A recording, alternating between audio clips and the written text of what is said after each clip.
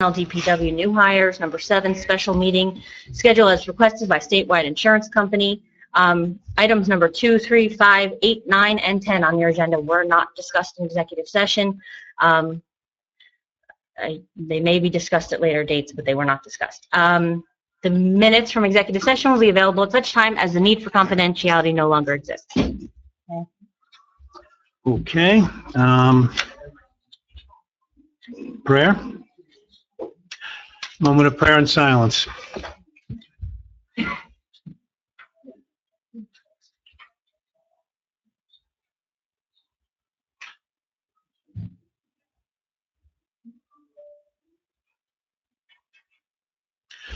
Pledge of Allegiance. Pledge allegiance to the flag of the United States of America and to the republic for which it stands, one nation, under God, indivisible, with liberty and justice for all.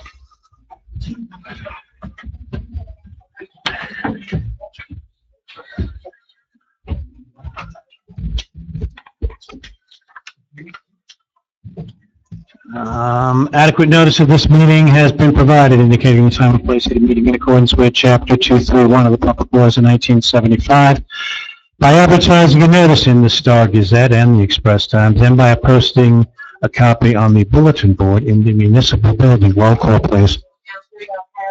Here. Here. Here. Here. Present. Would like to open up the meeting for public comment, agenda items only. I'll take a motion.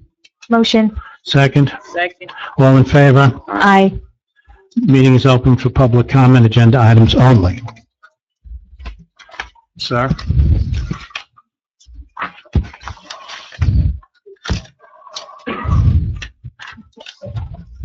Bill Wright, 173 Stonehenge Drive. Mr. Mayor, what you said, how you said it, and the fact that you haven't been man enough to accept responsibility all demonstrates your ability to lead the township.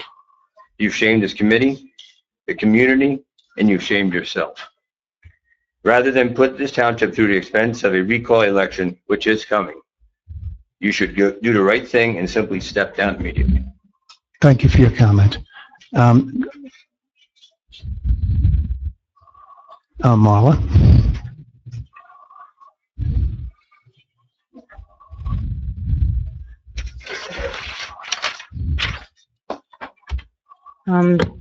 Marla Endick, 10 Byron Drive. My comment is related to item number 1 under new business, resolution of censure, Mayor Thomas McKay. As reported in the Express Times on May 13th, Lopatcong clerk Beth Diltz alleged in a complaint that Mayor McKay and 2 township employees made disparaging remarks about the clerk and a township volunteer. On June 3rd, town council members Lori Chesla, Lou Belcaro, and Maureen McCabe voted to hire an independent investigator to look into Ms. Diltz's complaints. It's been stated by council members that they never even read the complaints. At that meeting, Councilwoman Schneider stated she had never even received a copy of the complaint. Regardless, the council majority of Chesla, McCabe, and Belcaro voted in favor to hire Mr. Lee Vartan as special counsel because our township attorneys would have a conflict of interest. Ms. Schneider appropriately abstained from the vote since she had not seen the complaint. Who is Mr. Vartan? He is a partner of a New York City international law firm who served as New Jersey's Executive Assistant Attorney General under Governor Christie and was the state's highest-ranking prosecutor in 2011 and 2012.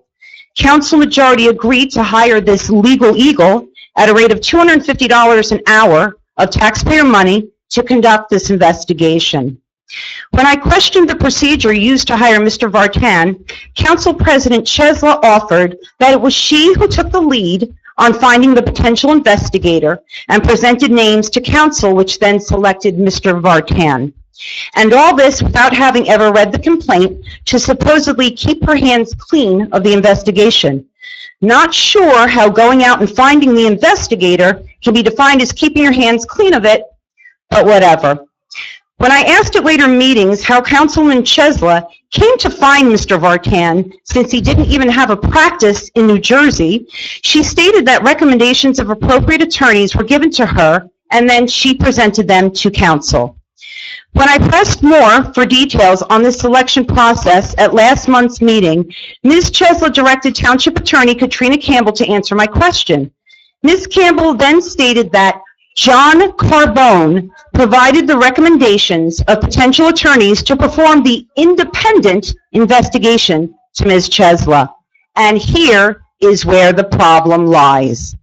For the public's information and for the record, John Carbone is currently acting as Township Clerk Beth Dilt's personal attorney in the ongoing litigation against the Township and Ms. Dilt in a lawsuit that alleges improper recording of executive meeting minutes by the clerk and violations of the New Jersey Open Public Meeting Act, such as the Township Council privately discussing matters that should have been in public. This blatant conflict of interest is a slap in the face of every taxpayer who foot the bill for the supposedly independent investigation into Ms. Dill's complaint against the mayor and other township employees. In what legal world would you, Ms. Campbell, Mr. Belcaro, Ms. Chesla, and Ms. McCabe believe it to be appropriate for the personal attorney of the employee filing the complaint, in this case Ms. Diltz, to recommend the independent investigator to look into said complaint? Ms. Campbell, we are paying your law firm plenty for your legal advice, and how this could happen on your watch is disgraceful, and it speaks volumes as to where you stand. This continual witch hunt and harassment of select officials and township employees by this council majority while looking away when complaints are brought by others has to stop. If you continue to pursue any actions based on the results of this conflicted, contrived, and sham of an investigation, you will expose the township with likely the best case for potential litigation yet. The taxpayers have had enough. I implore you to stop this despicable behavior now before you guarantee yet another legal battle paid for courtesy of the Lopatcong residents. Thank you. Juniper Lifer, 32 Jade Lane, also commenting on agenda item number 1. I'd like to address Councilman Belcaro and other members of the council majority, Ms. Chesla and Ms. McCabe. As this pattern of political sabotage continues, I feel that it is important to remind you that it's inappropriate to use the legal system as an instrument of abuse, and that the taxpayers of Lopatcong, like Marla said, are sick of footing the bill for your staged political witch hunts. These contrived actions have reached critical mass and now threaten our community more than ever. Your actions are exhausting funds and chasing out qualified employees. You have clearly targeted the mayor and any township employee who is willing to work cooperatively with the mayor. Your consistent efforts to discredit and harass employees have cost our township greatly, resulting in 3 recent resignations from what we hear. First, it was the tax assessor, Kathy Deegan. Your council majority led an effort to bring in an independent investigator who not only absolved her of any wrongdoing as accused, but also stood before this body stating the exceptional quality of her work. She has now resigned. The zoning officer, Wayne Deegan, also rice noticed recently. It's no wonder he also resigned after finding himself in the middle of yet another political game, after issuing a warning to Mr. Belcaro's campaign about his signs being outside of the ordinance limits, which of course was answered with another legal threat to challenge the ordinance.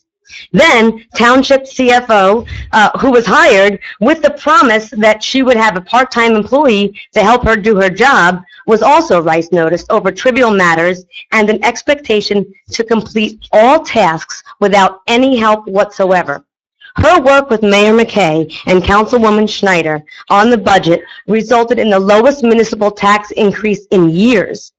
And now she has taken her skills elsewhere. Shame on you. Your willingness to use your elected office for political retaliation is an uncompromising threat to the financial stability of this township. Mr. Belcaro, if you have the audacity to run for re-election, having supported this calculated effort to damage this community thus far, you should put an end to this immediately. Do not allow any actions against the mayor based on yet another questionable sham of an investigation. If you have serious concerns, you'll have to start this witch hunt from scratch with a truly independent investigator. I urge you to make a motion to put an end to this and for once do the right thing by the taxpayers of this community. Thank you. Peter, oh, he was on his way. There's only one thing I have to say, that from what I know, there's just no reason for you to say or do what you did in the beginning of the year with any employee, any place, any time. It's just no place for it. And I wish that we would still, in this case, I also wish that we would stick to resolution number 15119 and not deal with all the other stuff that's going on. So, Mr. Mayor, please, if it does, don't let it happen again. All right? That's all I have to say. Sarah? Olszewski, Highlands Way. I'm not sure what you said or what you did, but I think, given the circumstances, you're doing a great job, and you shouldn't step down, you should step it up, my friend. And I tell you that as your friend. Question I have on the agenda, why are we approving all these executive meeting minutes from 2 years ago? And maybe a question, is it appropriate to have two people approve minutes? Just two people? I think, Yeah, we can discuss when we get to it. well, yeah, we can discuss when we get to it, yeah. Okay. These are old minutes from the executive committee that were supposed to have been, taken at that time when the meetings happened, but they weren't, and now they've been taken. And so they're asking the people that were present at those meetings to approve. Is that the result of Mr. Inhofe's suit? Yes.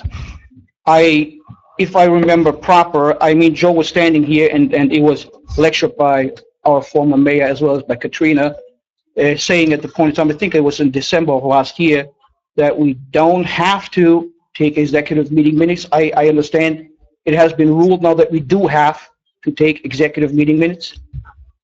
And obviously then, Mrs. Campbell, at that point in time when you said we didn't, you have been wrong. We can discuss it when we get to that item on the agenda. Okay, thanks.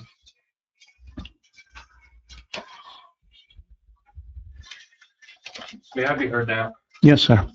My name's Ryan Carey. I'm an employment lawyer, and I do defense work and routinely represent private companies and public entities just like this one. I've had the privilege of working with the mayor to try and impress upon this governing body what we believe would be an exercise of extremely poor judgment in targeting one of its members for unfair treatment. As you can see, by virtue of my appearance here tonight, we failed in that regard in light of what the council is apparently planning to do, and for that I have deep regret. There's no support for this process that the council has manufactured for the mayor, particularly when he's been advised that his comments must be strictly limited in responding to the proposed censure. We've repeatedly asked for the New Jersey statute, regulation, case, or township code provision that authorizes this effort and the limitation on the mayor's rights, and none has been identified. Nevertheless, it appears this council plans to proceed. More simply and more substantively, have you forgotten that this is the United States of America? We don't convict people of wrongs based on double secret witnesses and allegations that accused persons are not only not made aware of, but given no opportunity whatsoever to respond to. Would any of you expect that standard to be applied to you? Would you stand for that standard to be applied to you? Do any of you have any experience regarding workplace investigations and assessing the findings of those investigations? I have that type of experience. I tried to impart some of that experience for the benefit of this governing body. Given all of the curiosities of this investigation that I detailed for all of you in writing, how can you not question the wisdom of what you plan to do here tonight? you should feel no joy or satisfaction in doing what you plan to do here tonight. In my opinion, your actions, as they appear are going to be carried out, will bring nothing but embarrassment to this township, and all who are here tonight should question whose interest you're pursuing as a member of this governing body. Prove me wrong.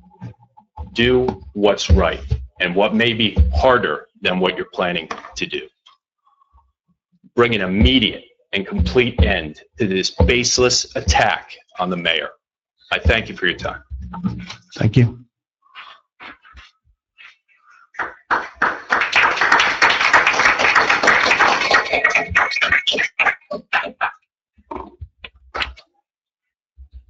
Have we any other comments?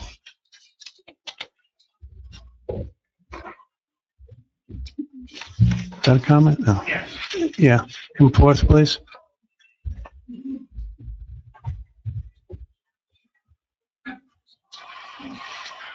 My name is Bob McFarland. I'm at 375 Stonehenge Drive, here and a proud citizen of Lopatcong.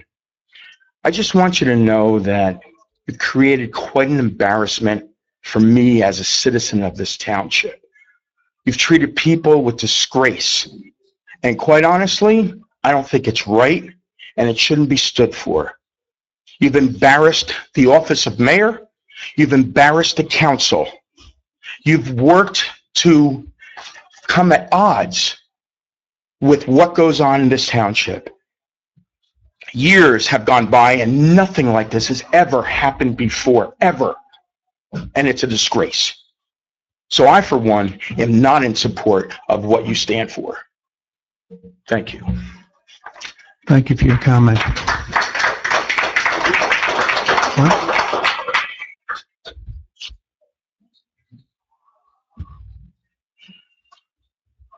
Any other public comments? Hearing none and seeing none, I move that we move out of public comment agenda items only. Do I have a motion? Motion. Do I have a second? Second. All in favor? Aye. Aye. All right, now the next item is the old business. And it's to the executive session and regular session minutes for July 1st and August 5th, 2015. I assume what you mean for that is to approve them? Is that what this is? You wanted to approve those minutes? Well, it usually says approve. All right. Okay, so is there a motion to approve these minutes? Is there a second? Second. Is there discussion? Roll call. Councilman Belcarro? Yes. Councilwoman McKay? Yes. Councilwoman Schneider? No. Council President Shepherd? Yes. Mayor Mikel? No, they're too old and I don't remember them. All right, moving on to new business. We have a resolution to censor me, the mayor. I'm not sure how I'm supposed to proceed with this. Am I supposed to give my comments first? Is that what I should do? Yeah, I can do that. I think there's not a motion yet. You don't know what the motion is. Once the motion is put on, there will be a discussion amongst the Oh, council, okay. just like all motions. Well, I'm not making the motion, so. Obviously.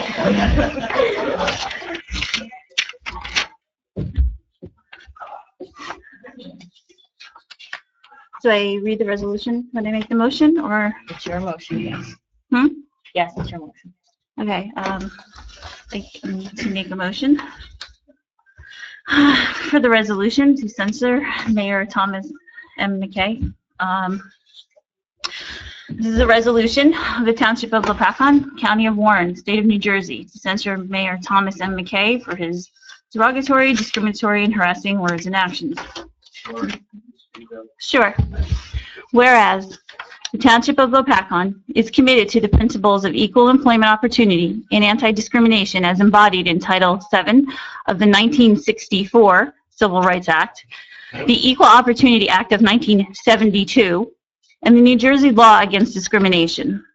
Whereas Lopatcong maintains a zero tolerance policy against any and all forms and acts of workplace harassment, discrimination, retaliation, intimidation, bullying, and violence by or among its employees, volunteers, appointees, and elected officials.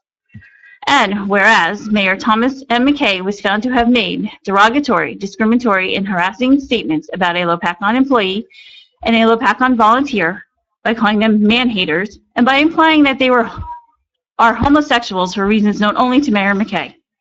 And whereas, in doing so, Mayor McKay has impugned the reputation of his office, marginalized its authority, and exposed Lopatcong and its residents to undue financial liability and public humiliation. And whereas, Mayor McKay has refused to accept responsibility publicly for his derogatory and discriminatory remarks, and instead has deflected the blame for his actions to the actions of his victims. And whereas Mayor McKay has heretofore failed and refused to apologize to his victims or the residents of Lopatcong. And whereas this council find Mayor McKay's words and actions, as reflected in the August 24th, 2015 report of Lee Vartan Esquire, Special Investigator to Lopatcong, to be hateful, despicable, and deserving of censure. Now, therefore, be it resolved. The Lopatcong Township Council hereby censures Mayor Thomas McKay for his derogatory, discriminatory, and harassing words and actions expressed and committed in the workplace, generally and directed at a township employee and township volunteer specifically. 2, a redacted version of the special investigation report will be attached to this resolution of censure as Exhibit A. 3, a copy of this resolution of censure will be published as required by law within 10 days of its passage. Do I have a second? Second. Discussion. I have oh, go ahead, Tom. You can go first. Okay. Well, I had some prepared remarks. Yeah, I will. Okay. Yeah, I was elected the mayor about a year ago and took office this January. Since that time, I worked to try and improve the township, its operations, its relations. Where I discovered something I believe was not being handled appropriately or efficiently, I tried to address those issues. It's not my style to just sit by and offer status quo simply because the change is more difficult. It's not what our residents elected me to do. To the contrary, I believe you honor me with the office of mayor precisely because the residents have grown tired of the status quo and the perception of indifference that accompanied it. I know there are those who have taken objection to my efforts to effect change. I strongly believe there are those in this council who have taken great objection in that regard. I suspect there are those who would like nothing better than to try to find a way to force me out of office. And now here we are, a portion of the council seeking to censure me pursuant to some manufactured process that does not appear to be identified in New Jersey statute or case law. I am the victim here. I firmly believe that I am being retaliated against because of my efforts to effect real change on behalf of the residents of Lopatcong. I would like nothing more than to tell you all of the reasons why I believe the recent investigation and this process are fatally flawed and indicative of the denial of fair treatment to me. I have repeatedly sought the advice of Township Council to determine whether, if I so speak, I could expose the township or myself or others to liability. Unfortunately, Labor Council has advised that I could expose the township and or myself and or others to liability if I say anything that could be identifiable with any township employee. The circumstances are such that it would be utterly impossible for me to detail what I believe are the obvious failings in this investigation and process without saying something that could arguably be identified with a township employee. As a result, I believe I'm being denied my due process, free speech, and other rights in connection with this process. Nevertheless, I place the interests of the township above my own and will greatly restrict my comments, consistent with the Labor Council's advice. I do offer the following brief points, which I believe demonstrate that I was not afforded a full and complete investigation in this matter. The complaint against me and others was premised on a singular allegation based on what an unidentified witness allegedly said was said by myself and others. The witness was never revealed to me. Nevertheless, when questioned, the witness apparently rejected the allegations that she overheard myself and others making inappropriate comments. That should have ended the investigation, as none of the witnesses were identified anonymously or otherwise. But instead, the investigation continued with the interviews of other identified mystery individuals. There has never been any indication of who these mystery individuals were and how they were identified or why they, as opposed to others, were selected for subsequent interview. Moreover, I was never even told of or given the opportunity to respond to any allegations coming from the mystery individuals. As a result, the investigation omitted any opportunity to discover potential bias of the individuals towards me or the other accused persons, all who have resigned since. One of the unidentified individuals apparently engaged in spreading of inappropriate rumors, and yet there was no negative findings as concerns this person. This unknown individual is the only person who apparently said I said something inappropriate. When he or she was interviewed, this individual was confronted with the fact that he or she was identified by another person as a source of inappropriate rumors, yet this individual was apparently found to be entirely credible in claiming that I said something inappropriate.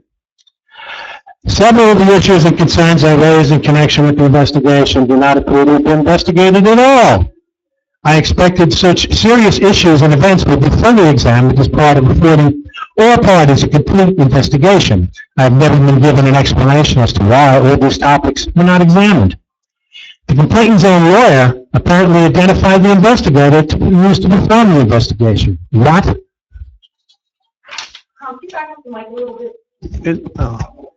This is hard to... Yeah. All right. This is but a snapshot of the facts that I believe demonstrate that I was denied a full and complete investigation in this matter. In seemingly every form, but before this Township Council, we have the right in this country to know our accusers and to confront all of the allegations made against us. I was denied that right. Why? You should demand that answer from those who would now vote to censure me. You should demand that they tell you who said the mayor said something inappropriate. The reality is no member of the governing body can identify a single person who said, I said something inappropriate. Are these standards that our governing body should hold itself to in carrying out its duties and responsibilities? Is this statement consistent with the good faith and execution of their powers and responsibilities that you no doubt expected of them when you voted them into office? This is wrong, and it does not take a lawyer or a legislature to know that. But I will not allow this mean-spirited, hate-motivated political attack to silence me or cause me to abandon my efforts to effect good change for the residents of Lopatcong. In fact, I'm more committed than ever to doing everything in my power to make Lopatcong a better place for you to live, work, and raise your families. Thank you.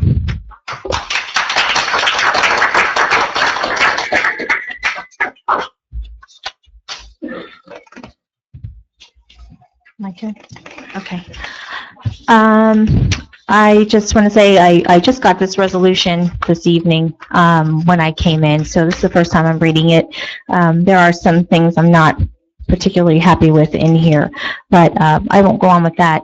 The redacted copy that apparently they want to release with this, interestingly, only shows the mayor's name and gives full disclosure of the mayor's, what this report alleges the mayor did, but everything else is marked out. So this is geared toward the mayor and no other employee or the complainant. I feel if you're going to put this out for the, about the mayor, you should put all the names in it, as it's already in the newspaper anyway and leaked by someone. So with that said, based on the likelihood of probably new litigation arising from this meeting, I will not be made part of this process whatsoever. I am only interested in getting back to this township's business and to the people's business. That's what my interest is. So, thank you. The only thing I have to say is the censure, part of the censure was actually based on comments that Mayor McKay made to the special investigator. Sure. And What was that comment? That was the man-hater comment. That came about when he asked me, how do people regard, in your opinion, certain people? And I said something like that. It wasn't what I said. I didn't say My that's turn what to they talk. were. But you should know that. I know you don't care about the facts. I understand. Part of it is, like you said, I don't find any joy in this because it is the year 2015, and I just cited laws that were passed in 1964 and 1972. This should not happen. This doesn't happen in workplaces anymore. You're escorted out the door if you do. And for history, June 2011, Teaneck, Councilwoman Toffler was censured. December 2014, Mount Arlington, Councilwoman Danchuk was censured. April 2014 in Belleville, New Jersey, Councilwoman Burke was censured. October 2011 in Patterson, Mayor Jones was censured. July 2008, Hardwick, New Jersey, Committeeman Carazoni was censured. October 2013, Everson, New Jersey, Mayor Colina was censured, and it's part of Chapter 15 of Robert's Rules of Order.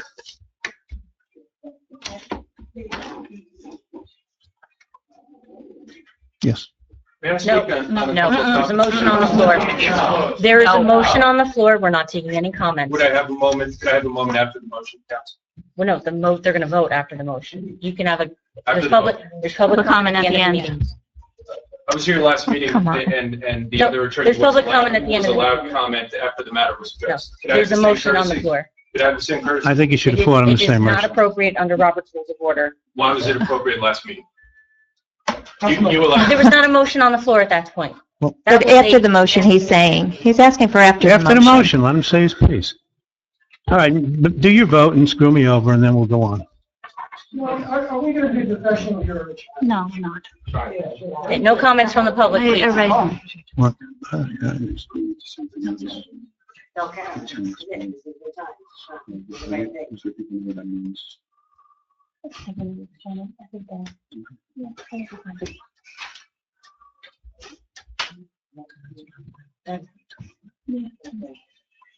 Councilman Belcarra, I take no pleasure in this, yes. Councilwoman McCabe. You know, people state that, you know, take the easy road. This Wasn't is it the easy comments road. before? This is a hard road. No and, comments. The vote Vote. is yes. Vote would you vote? The vote is yes. Councilwoman Schneider. No. Council President Trump. Yes. Mayor. It's his choice. If he chooses to vote, he can vote. Abstain. Sir? May I have 30 seconds now? That's up to the council. So, yeah. Very briefly, I promise. I just want, because I believe Council President was addressing me specifically, I just want to have the opportunity to respond. I was present during those interviews, and the only comment that anyone on this council has pointed to in support of this is now a comment that we're claiming was made by the mayor in his interview. You all know, because I've written it for you in great detail, that that is completely out of context, and that the way it actually occurred is contrary to any statement or belief by the mayor that he believed any complainant to have been of the protected category and issue in this matter. It's completely contrary. And that is all that you're able to point to in support of what you're doing here tonight. Council President, thank you. Council President cites to laws and claims that those have been violated. You clearly don't understand what are the standards that need to be met under those laws. Quiet, please. Thank you. You should be embarrassed. You should be ashamed. Thank you, sir.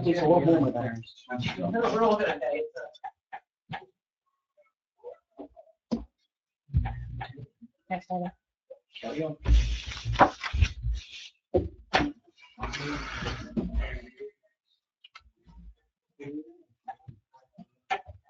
Approve consent for insurance company to settle in the Diamond litigation. Diamond. What's his last name? Timmons. Motion. Motion, yeah. A second? Second? Second, Roll call? Councilman Belcarra. yes. Councilwoman McCabe. Yes. Councilwoman Schneider. Yes. Council President Jessup. Abstain. Mayor McKay. Yes. Resolution to authorize the mayor and the clerk to execute the amendment to the shared services agreement. This has to do with having an expert represent many towns together for like COA issues. The person who was originally going to do it got ill and couldn't do it, so now we have a new person, so we need to give a new resolution. So I'll take a Motion. motion. Yeah. Do we have a second? Second.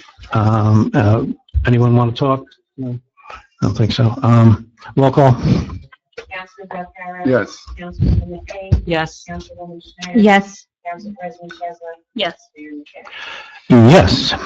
Authorize Mayor McKay to execute interlocal services agreement by and between the Township of Lopatcong and the Town of Phillipsburg with regard to their respective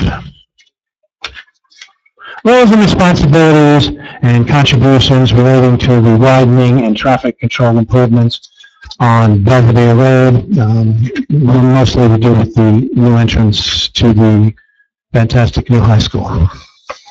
To the record, Phillipsburg approved this interlocal last night. Okay, Phillipsburg has already approved it. I'll take a motion. Motion. I'll take a second. Second. Any discussion? Vote, please. Councilman Belcarro? Yes. Councilwoman McKay? Yes. Councilwoman Schneider? Yes. Council President Chesler? Yes. Mayor McKay? Yes. Item 5, appoint Brian Race as Public Works Repairer for Civil Service Certification of Eligibles in the DPW's contract. I'll take a motion. Motion. I'll take a second. Second. Okay, any discussion? Roll call, please. Councilman Belcarro? Yes. Councilwoman McKay? Yes. Councilwoman Schneider? Yes. Council President Chesler? Yes. Mayor McKay? Yes. Next item is to authorize payment to Delane Contracting for work completed on the Route 57 pump station project in the amount of $29,162.69. I don't know why is this on the, It's on the agenda at the last meeting. Councilman Belcarro had it, asked him to have it removed.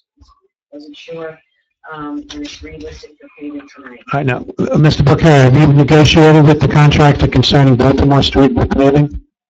Yeah, there is a, we have to pay this amount. I was unclear of the credit due back to us for Baltimore Street paving. Mm-hmm. I do have the numbers, and I'll report them in council. Reports. Oh, okay, good. All right, then I ask for a motion. Motion. A second. Second. Roll call, please. Councilman Belcarro? Yes. Councilwoman McKay? Yes. Councilwoman Schneider? Yes. Council President Chesler? Yes. Mayor McKay? Yes. Upon Engineer Paul Sturbin's temporary administrative officer to prepare and certify a list of property owners within 200 feet. Motion. Yeah, what is this actually? Of a property line, when is, Typically what your yeah. assessor would do, so Yeah. when we're filing an application with. we don't have an assessor anymore, we don't have a zoning officer, so we got to do things. So, 200 feet of the property line. Property line. Property that's a subject Yeah. of development. No, this is for anybody who want to put a shed in your yard, right? It's anything like that, right, Paul? It's a property that's subject of a development application. Applicant has to provide notice to property owners within 200 feet. They get a list from the tax assessor, of who those property owners are, the names and the addresses. Right now, there's no tax assessor. Somebody has to step up. We actually had a situation late last week that we needed to certify a property owner's list. So generally speaking, not considered project. No comment at this point. could be any project. Was Ingersoll completed? Yes. The 200 list, you were able to do that? I talked to the mayor last week just to confirm he was okay with me doing that and getting that out because there's a hearing tomorrow night in Phillipsburg. And this is just to ratify that arrangement, so. Okay, great. Okay, take a motion on this. I had a motion. Oh, you did a motion second? You already seconded it. We did? On this one? Mhm. Oh, I'm just getting so I think we forgetful. did, yeah. I Did you don't know, start? second. Mhm. Okay, then we'll have a vote. Councilman Belcarro? Yes. Councilwoman McKay? Yes. Councilwoman Schneider? Yes. Council President Chesler? Yes. Mayor McKay? Yes. Approve the purchase order for an SUV for the police department as required by the chief of police, as requested by the chief of police. I guess this is on here just for, an abundance of caution. That was in the budget already. Yeah. Okay, so I'll take a motion. Motion. Second. Second. All in favor? Aye. You have. Oh, no, I'm sorry, vote. You got to vote. Councilman Belcarro? Yes. Councilwoman Yes. Yes. Yes. Yes. Approval of executive session minutes for February 6, 2013, March 6, 2013, April 3rd, 2013, May 1, 2013, June 5th, 2013, July 10th, 2013, July 22nd, 2013, September 12th, 2013, October 2, 2013, November 14, 2013, December 4, 2013, December 9, 2013, and December 30th, 2013. And this is restricted to Belcarro, Chesler, and McCabe to approve. Mayor, would you like me to explain? You may. These next four items are, as they appear, executive session minutes from 2013 and 2014. This is part of litigation with Mr. Imhoff, without getting too much into litigation because it is not settled. As part of the litigation, the township agreed to attempt to redraft the minutes to put more information in. When the township made that offer, the judge entered an order. We have until tomorrow to do so. So these are all of the minutes, and I separated them into four categories as to who can vote on them. So the litigation is still ongoing, as we discussed in executive session, but this is just one piece of it to approve tonight. And this first one, Councilman Belcarro, Councilwoman Chesler, and McCabe can vote on those All right. three. Would you call that roll, please? Oh, no, I have to get a motion. Motion. Second. Second. Roll call. Do you have discussion? Councilman Belcarro? Yes. Council President Chesler? Do you want Yes. discussion? No, it's fine. Councilwoman McCabe? Yes. Approve executive session minutes for August 7th, 2013. Do I have a motion? There's only two of you here, so Belcarro and Cecil. Motion. Do I have a second? Second. I have a question. How is it that two people can pass something? This has happened in other towns. It's the only option you have because they're the only ones who were members of the council at that point. So they're the only ones who can vote on it. So Is there any statutes or anything like that that apply to that? doctrine of necessary. The doctrine of necessary? Correct. Okay. Necessity. It's actually written both ways, but yes. Okay, thank you. Councilman Belcarro? Yes. Council President Chesler? Yes. Approval of executive session minutes for January 6, 2014, February 5, 2014, March 5th, 2014, March 11, 2014, April 2, 2014, April 8, 2014, May 7, 2014, May 12, 2014, May 16, 2014, June 4, 2014, June 11, 2014, August 6, 2014, October 1, 2014. And this one, Belcarro, Chesler, McCabe, and Schneider are eligible to vote. Do I have a motion? Motion. Do I have a second? Second. Discussion? Yes, I have some things to talk about. When I started to look at these minutes, I started looking through, and as I went down a couple of months, I started looking at the content, and I believe the content is not accurate in a lot of these minutes, and it doesn't portray what actually happened at that meeting. There were rice notices that were issued and actually were in these meetings, these closed meetings. It does not say in the executive minutes that the rice notices were even issued. And that can go on with a lot of these. In order for me to approve any of these, I need to go and dig out all of my notes from 2014. I need to look at all the minutes and probably try and sit and piecemeal this together. So these are not accurate, and I won't approve inaccurate minutes, especially when these we just are in the midst of a lawsuit because of this. I can't understand how they are still not factual. So, But if you didn't review them, how do you know they're not factual? because I know You didn't have time to go back because and really look at them? no, Lori. So I would appreciate your snide comments be kept to yourself. I just don't understand. Because I will tell you, as I started looking at them, I clearly, because it was my first meeting as a rice notice, having a rice notice, I clearly remember it was a rice notice meeting. And I don't know if I'm allowed to say the contents of these minutes because they're not even approved yet. But no, that was not, I can tell you, that's not in there. Which meeting are you referring to? Well, then why didn't you send them back so they could be changed? And Because I have to go through every single one. We just got these. just to be clear, the court's order is that they be drafted to the best recollection and remembrance of the clerk. So- Because he knew that we wouldn't be able to remember every single thing. But if there's an item that you felt should have been put in there, you could have told Beth. Even the recollection is inaccurate. So, now I need to go through all of them to find out if they were accurate or inaccurate. So you can postpone them if you like and give me another month, but you can't because they have to be approved tonight according to the settlement. I won't win the vote anyway, but they shouldn't be approved. I would recommend that if you find something, even if they're approved tonight, if you find something, you can bring it to Beth and we can always approve an amended later if you find something that needs to be added. Okay. Okay, a motion? Oh, we went through that, we went to, roll call. Councilman Del Caro. Yes. Council President Chesler. Yes. Councilwoman McKay. Yes. And Councilman Schneider. No. Approval of executive session minutes for July 16th of 2014. Belcaro, Sessler, and McCabe.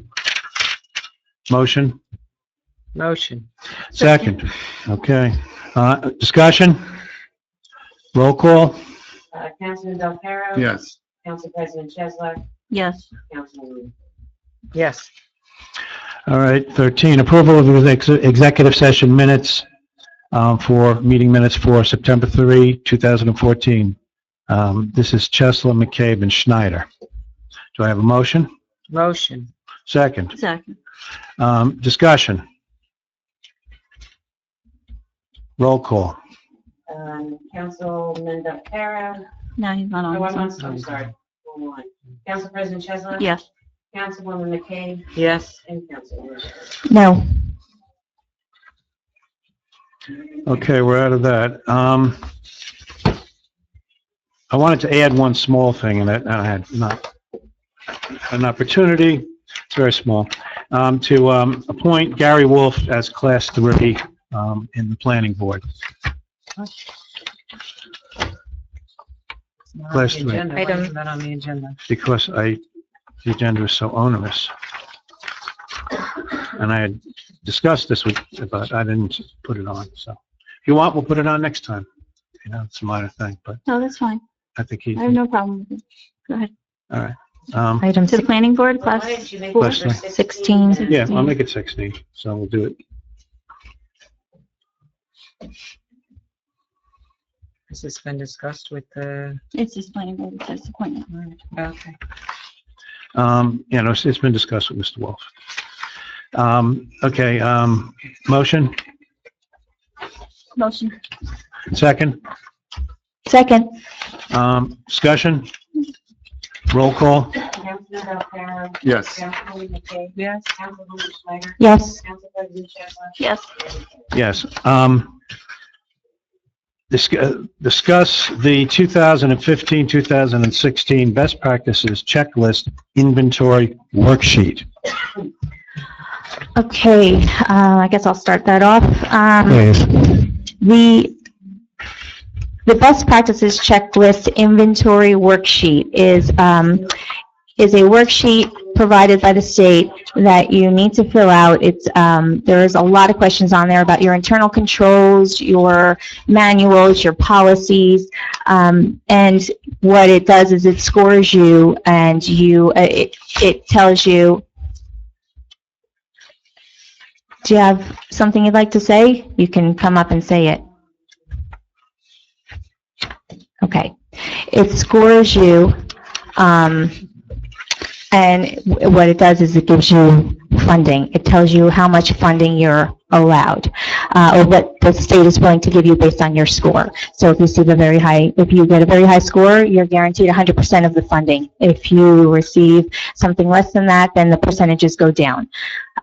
So I had the fun time of putting this together and answering the questions, and I was going to give you guys another revised copy of it because we have had some changes, but for some reason, my computer would not allow me to make changes to it, so I have to change the document and put it in something that can be.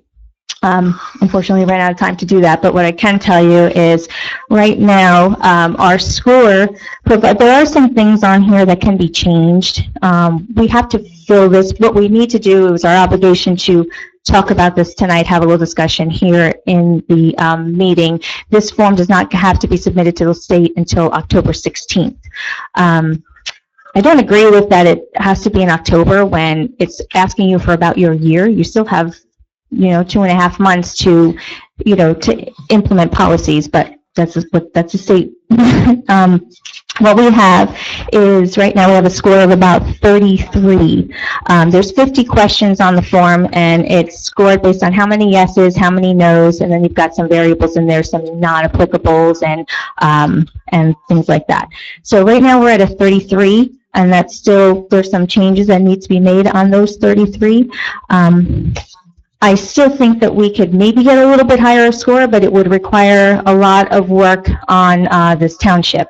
There are things that could have been done over the past few years that could have given us a higher score, and there are easy fixes. Some of them are a little more detailed.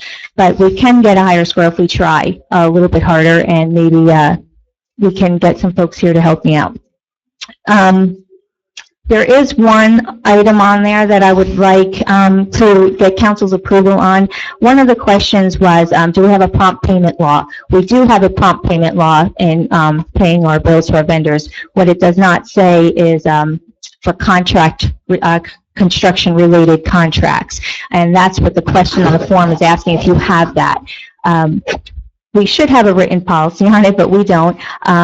So I would like to ask council to authorize Katrina to help to assist us to change that verbiage to give us a yes answer. That's an easy fix for that. Any questions this year? This was new, right?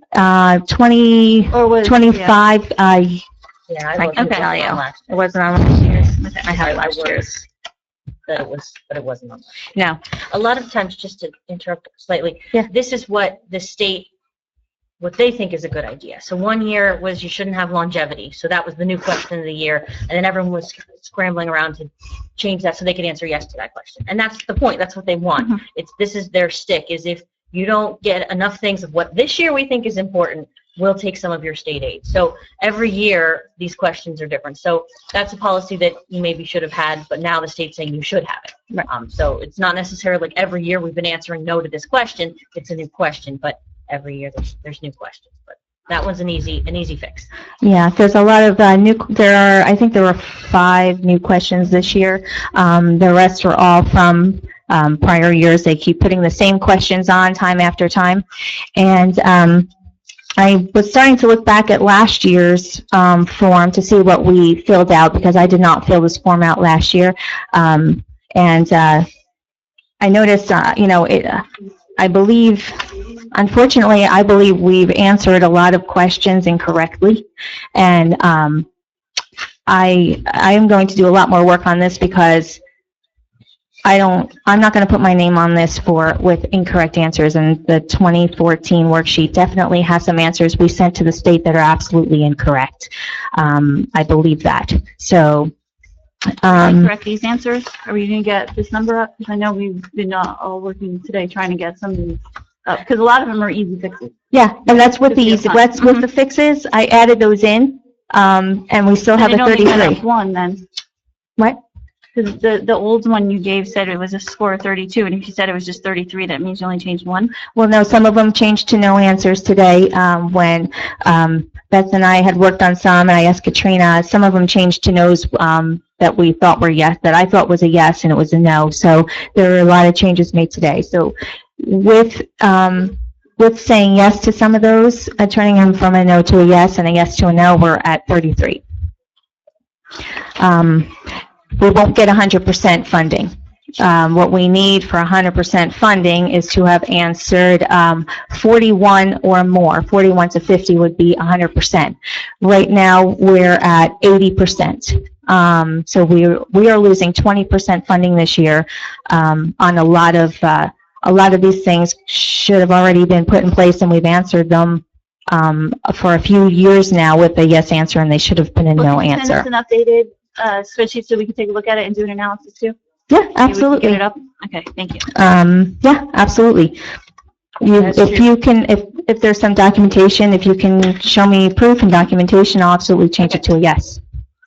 And actually, isn't this something that a CFO and the chief, like a council person doesn't do this form? Isn't that correct? Well, We don't if you want to actually sign talk off about, on it.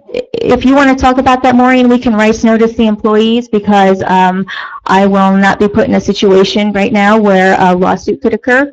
No, but So, what I'm saying is you don't sign off, we don't sign off. We don't on it. sign no, we do not. Okay. And if you would like an explanation on We that, don't have a CFO, so we all have to- I actually, In the past, there was a council person signed off. I'd actually like to do that. We're gonna rice From a notice, council person.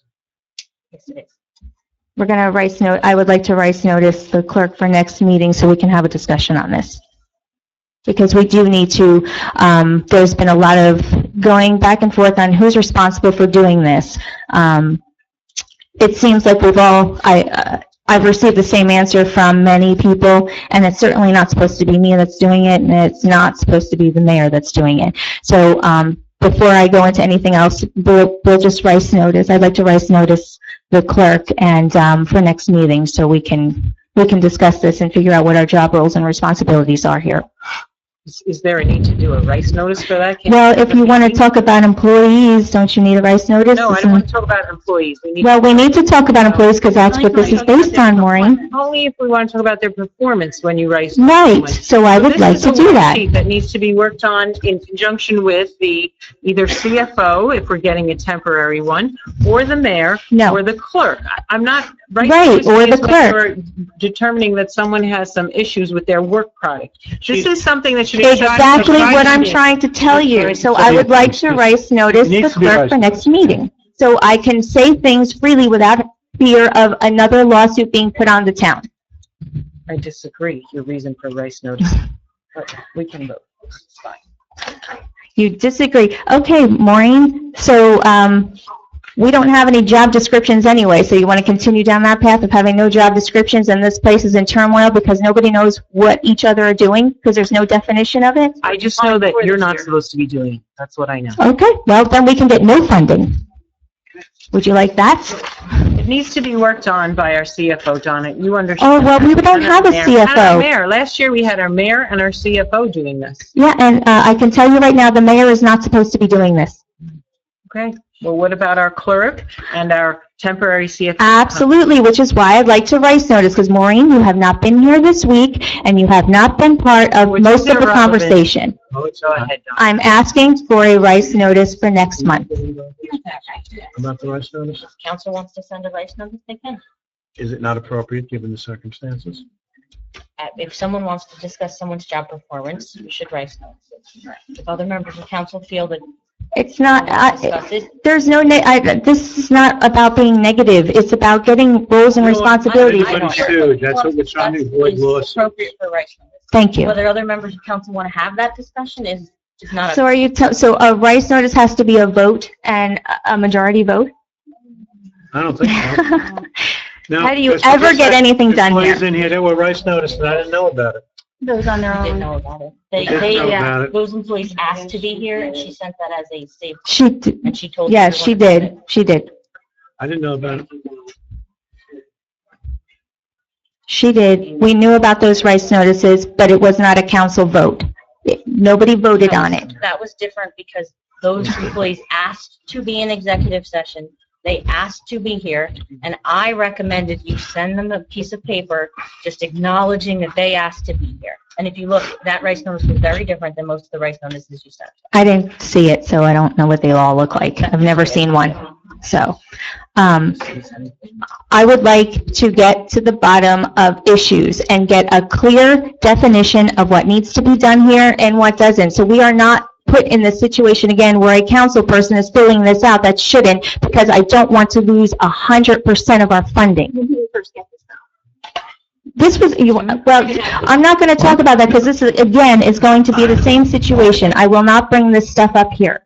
We'll go ahead. was not created after these ago. We would not. That's not, we're not. We're not going to talk about that. That is We're not not true. going to talk about it because it's going to get bad. That is not true. That is not true. It is not true.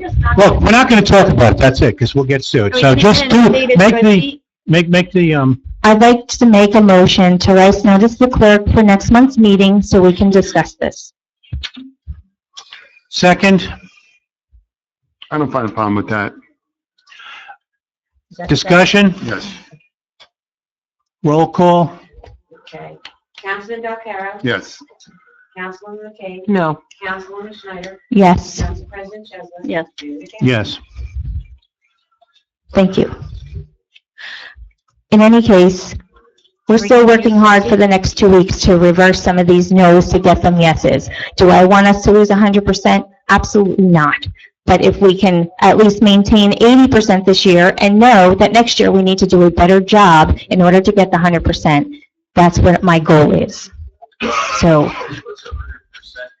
well, lately, No it's the, public comment right now. it's the energy receipt tax, and lately the max has been $948,000. So if we don't get to 100%, we're going to lose 20% of that. If we work hard, we can get there. We have a Only week. if We it's, can do it. only if it's truthful and accurate. We can do it. Or not. It's not Absolutely. It must be truthful and accurate. I won't put that I had anything to do with this if it's not truthful and accurate. This report is due October 16th, Yep. Yes. so we're rice noticing a clerk for next month. Yes, we are, because this does not have to be completed at this point by the clerk. Well, so we're not handing in anything on Yes, October. we are handing in on October 16th. We have to, and again, Maureen, we can talk about all of this. This will be in on October 16th, whether we get 80% or 100%. This will be filed. Has anybody contacted the DCA to let them know we don't have the CFO? Yes, Right. they are fully Give aware. us any extension? No, We can't put in any amendments The after the DCA said you 16th. can make a note that you don't have. a CFO. that's exactly what I put in the comments, no CFO since October 1st. And we can't make amendments after October 16th. No, but you can appeal it. You do have the right to appeal it. To the director. So if we feel we want to appeal it, then we can do that. We have the right to do that. Can we ask for an extension? No, they will not give you an extension.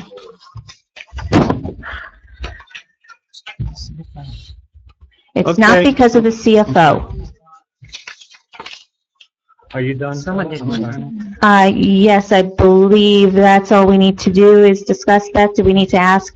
Are we getting a new spreadsheet? The only thing that's on the bottom of that spreadsheet is the clerk has to sign it saying that the best practices worksheet was discussed in public session. That's all she's signing off on. Right. And what you most times is, did everyone see it? Did everyone look at it? Okay, we're done. So Right. you've more than covered your obligation, and Beth can sign that now with her license number. Yes. Thank you. We don't need to have discussions, Beth, now? Okay. Okay, thank you. I mean with the public. Oh, no, it's not a Okay. public hearing. It's just, you have to say in Okay. public that you've got it. That's what I Got told it. you. I'm going to make sure. Most towns, it was, everyone get Okay. it? Yep, got it. Okay, done. Thank you. So you're good. Thank you.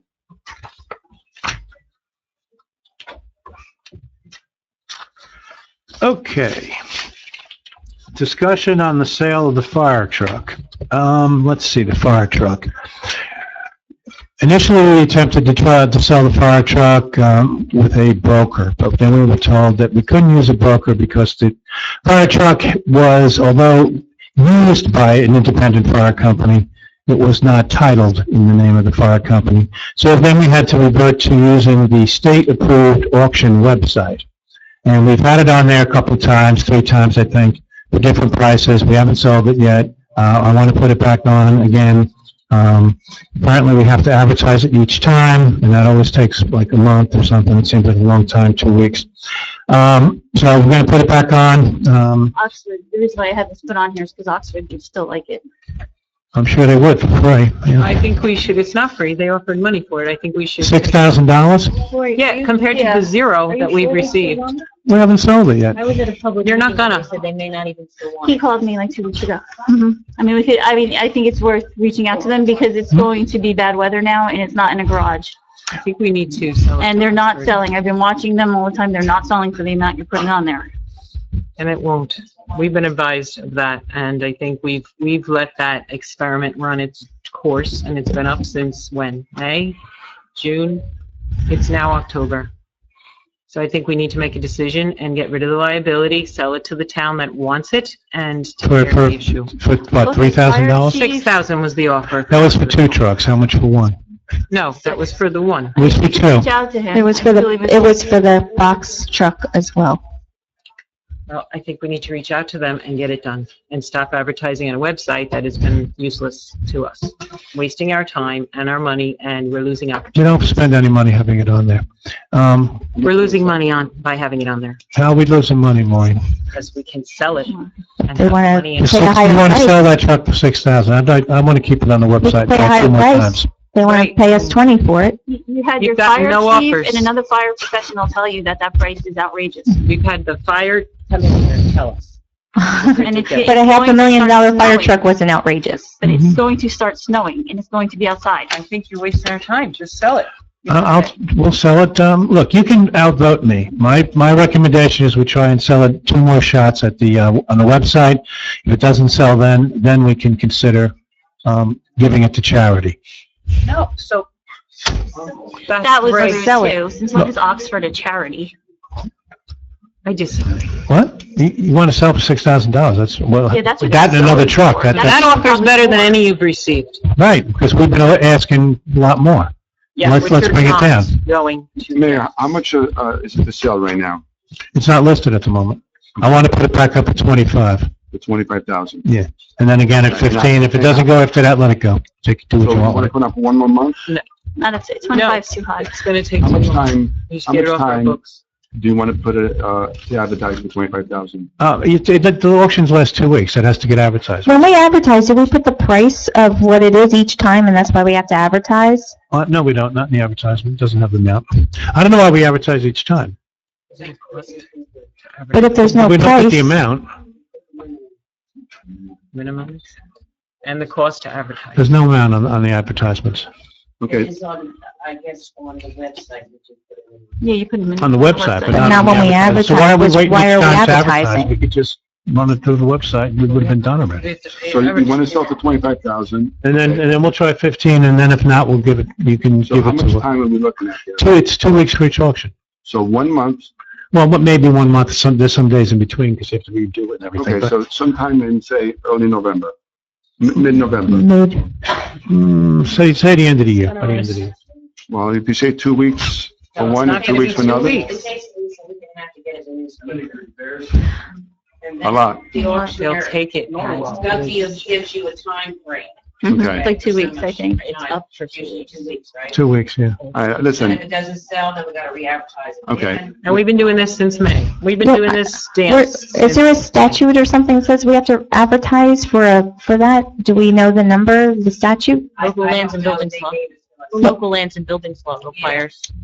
The local, Listen, I will consider doing this. I'll leave it for sale, first 25 and 15 as the mayor suggested, till December 1st. No, we All still right, to have the end of cover it. November. If it doesn't sell, then let's talk to Oxford. Agreed, Okay. agreed. I'll support that. And that's before the heavy snows come. This way we get rid of it before All Christmas. right, I agree. We're just trying to maximize what we can get for the assets of the community, that's all. So that's been discussed, that's what we're gonna do. Do we have to motion that, or is that just a discussion matter? Yeah, you're gonna spend money to advertise it in the newspaper, so. I Like don't $1? think- All right. is there anywhere else we can advertise it that we don't have to put it in the newspaper? No, you have to just put it in your public notice in your official paper. Okay. So start as that. All right, the motion is to continue to attempt to sell the fire truck on the government auction website and continue to advertise it in the newspaper as required by law. We're going to offer it for $25,000. If it doesn't sell, we'll try for 15. If it doesn't sell, then we will negotiate with Oxford Township, and if they're still interested. On December 1st. December 1st. Yeah, okay. Yeah. All right, good. That was my motion? Motion. Oh, yeah, I'll make the motion. Okay. Second. Second, discussion. Roll call, please. I would just make a suggestion that someone should contact Oxford and tell them that if it doesn't sell, it can be theirs December 1st. Yes. Okay.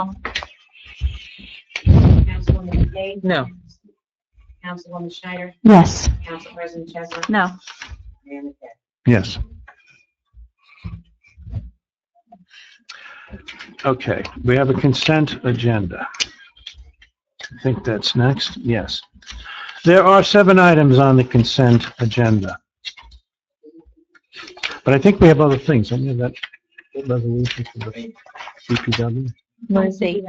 Oh, okay. So we'll do it again. All right. Consent agenda. Everyone looks at the 7 items in the consent agenda. Why does one copy have 9, 1, 7? Which, That's all I have, 7. I had one more, There's 8. Rachel did have Next one page. more item on the so 9 is the latest. What's 9? I have 9. Hey, 8. right. There's 8. So 8. Yes. Right. Where's the one with 8? This is not the way to do this. Okay. the third stage.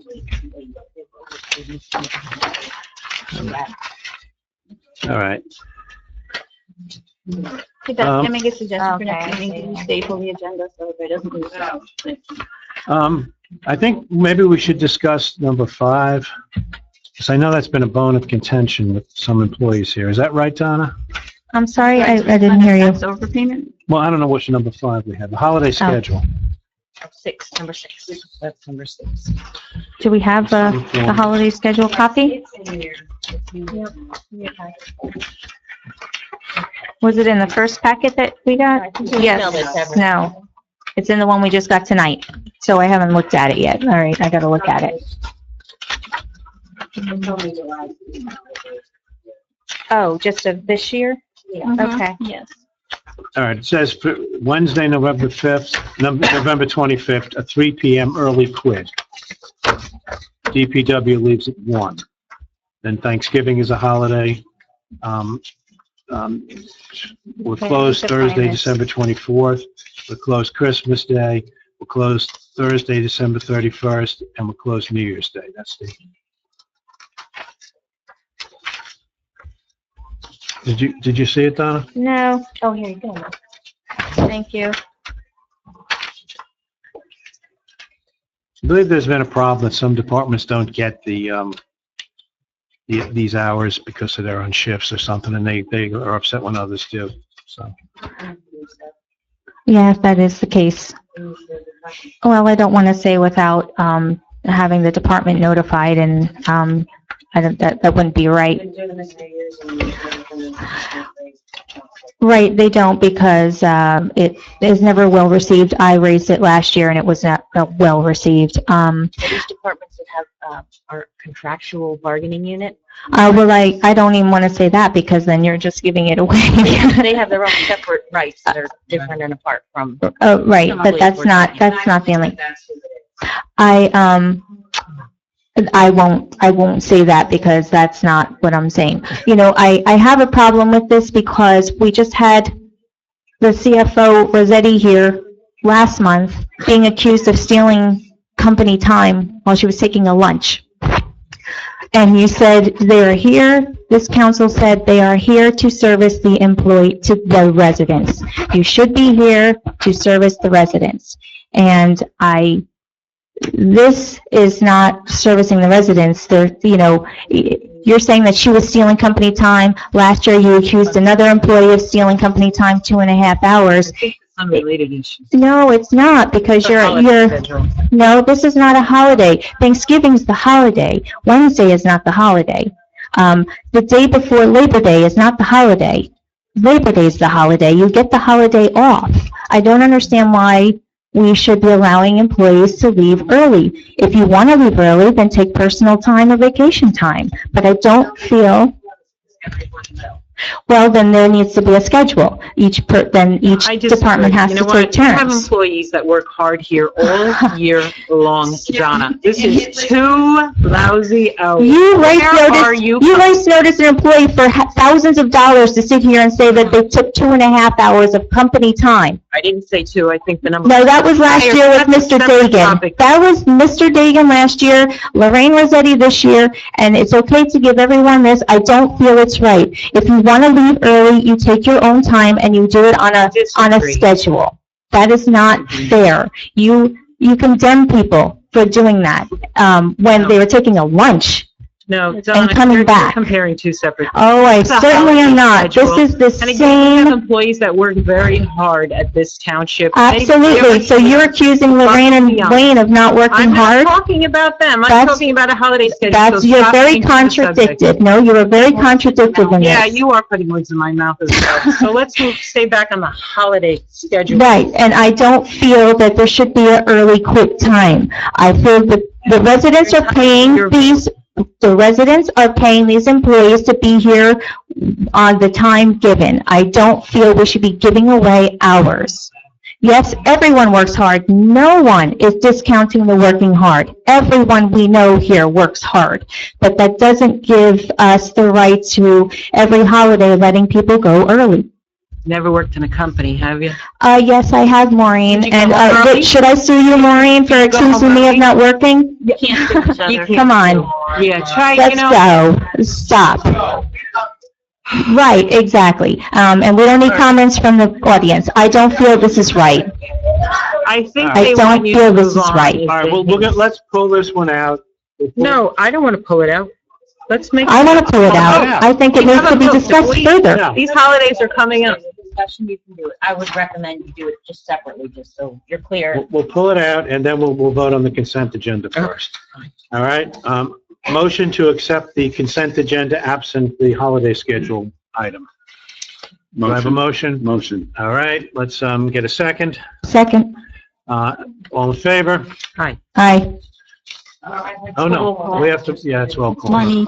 It's the whole thing. Councilman Delcaro. Yes. Councilwoman McKay. Yes. Councilwoman Schneider. Yes. Council President Chesler. Yes. Yes. All right, now we're going to go to the holiday schedule item. I don't think anyone disputes Thanksgiving, Christmas. I would do a motion and a What? second before you get to discussion. Oh, do a special motion. Motion. All right, what is going to be the Second. motion? I don't even think we should have it on the table. I think we need to Why? discuss it further. No, I'm making I- a motion that they get this time off. I'd like to pull it off.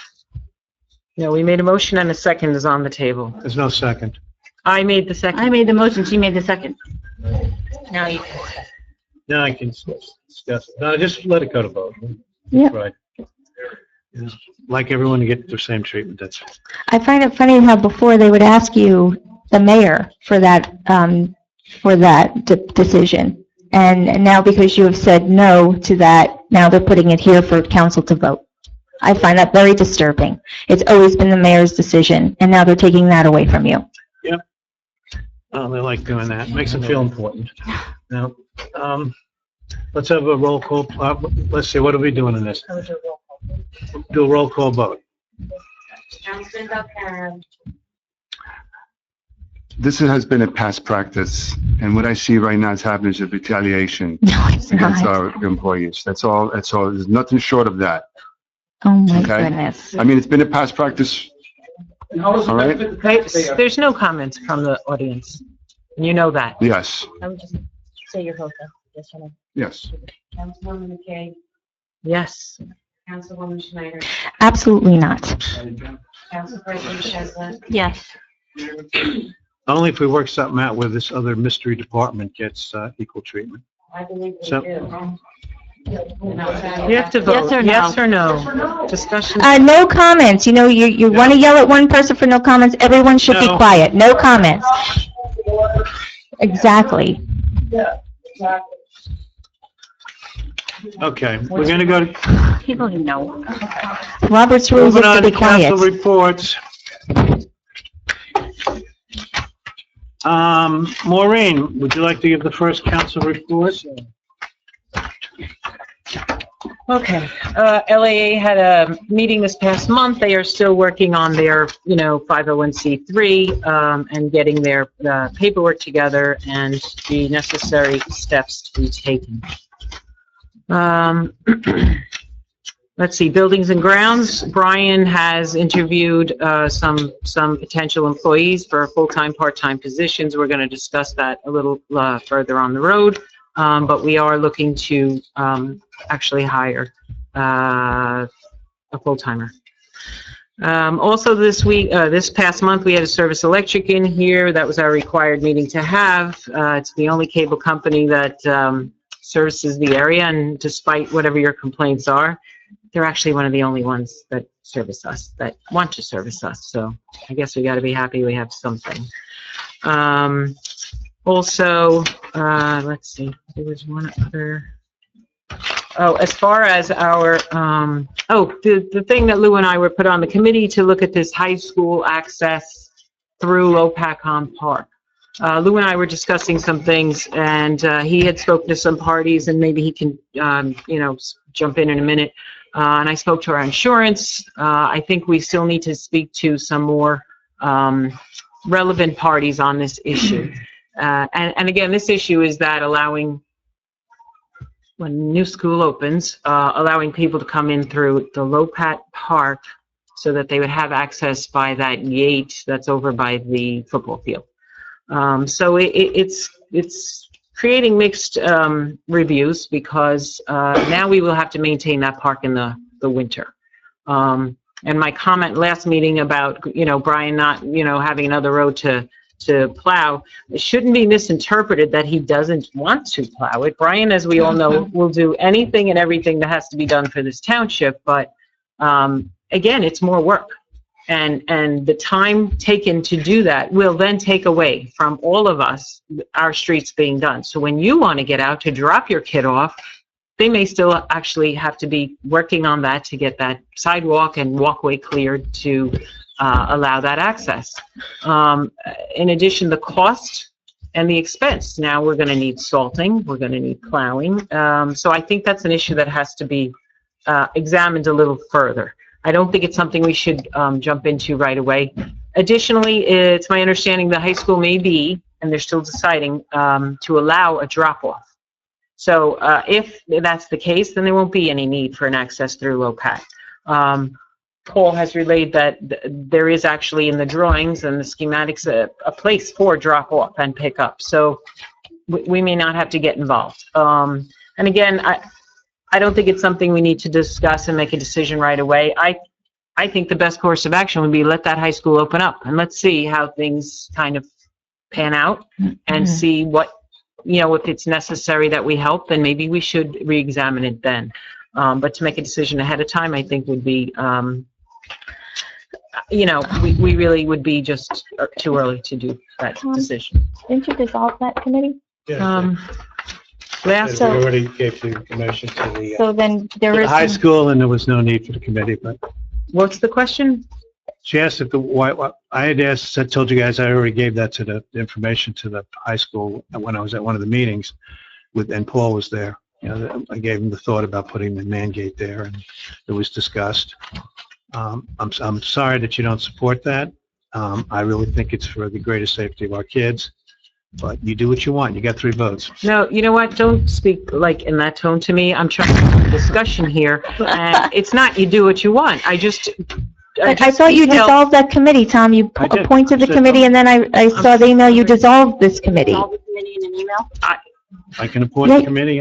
Okay, well, I don't think it's something that should be decided in that manner, and as I said, they have a drop-off and pick-up, so that would entail the safety of the children if they have a drop-off and pick-up. It actually wouldn't, because our children are not bused, and there is no drop-off and pick-up there. They're not bused as of right now. That may change as well.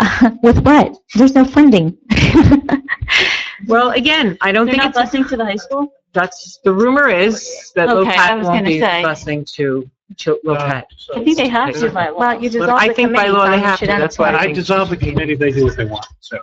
Not doing anything. I didn't get a notice that you Keep going. dissolved by committee. I You're saw the gonna- email. Next. No, what?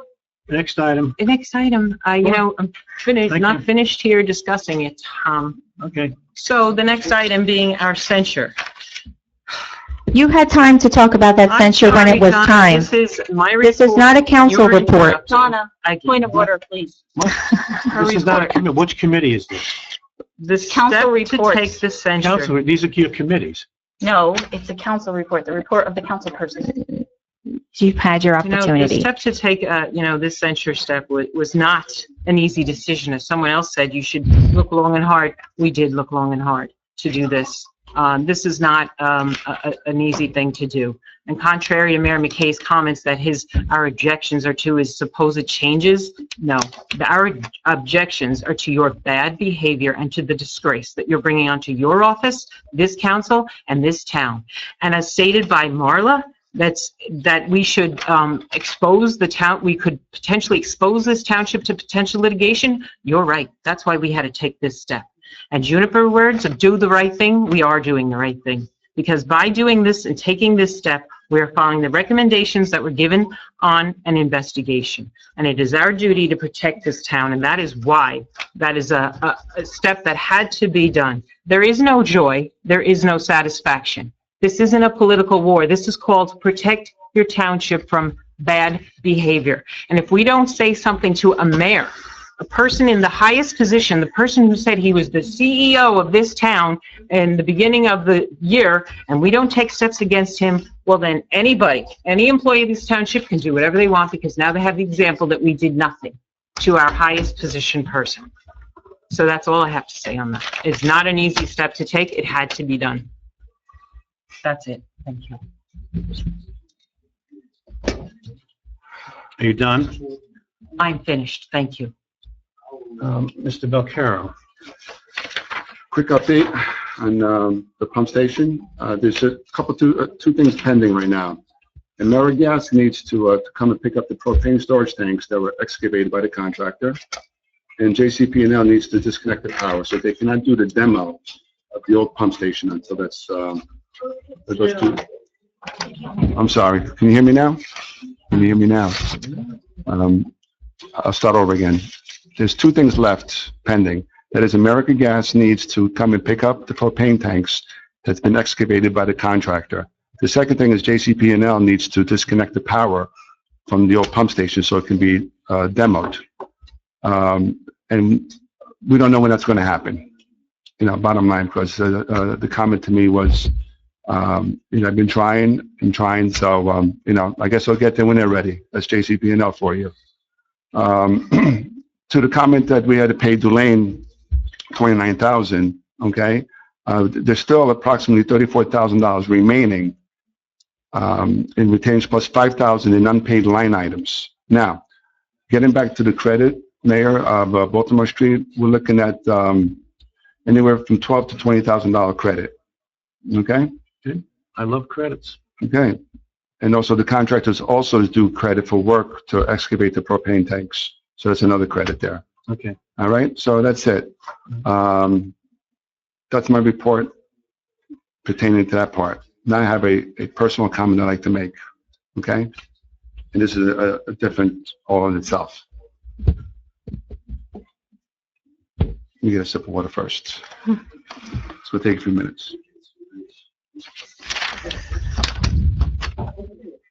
I want to start out to say that Lopatcong Township has a black cloud over it. And I want to say this, it rolled in here about 4 years ago. Up until then, this town was quiet. Business was conducted. I think the previous administration has done due diligence. The residents of this town were satisfied up until 4 years ago, when this black cloud came over. This group of people. Is this came out of this black- politicking? Are you politicking on stage? I'm Stop speaking, interrupting him, please. Donna. I'm speaking, okay? Excuse me, I'll have you removed if you tell me to shut up again. I'm I will have you speaking. removed. Do not tell me to shut up. speaking. Please do not interrupt me. Now, out of this black cloud came a group of individuals, all right, that turned this town upside down. It has divided has created a hostile, toxic environment. They have accused planning board members, mayor and council with baseless allegations, baseless, nothing, without a shred of evidence to back up any of their claims. We have delusional people in our audience in this town. And these people have poisoned, now mind you, 1 or 2 drops will poison a well. This group of people, the RLL, which was instrumental in electing 4 people on this board today. That's not me, I'm not one of them. 2 of them, and I'll let them speak for themselves, parted ways.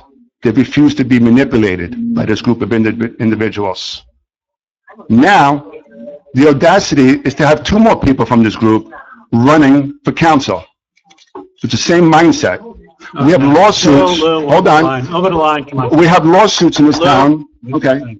Okay, we have lawsuits in the balance right now. It has cost taxpayers a couple $100,000 to defend a legal process. And the lawsuits are piling up. This is the sentiment in this township. This is the people I'm speaking to around town.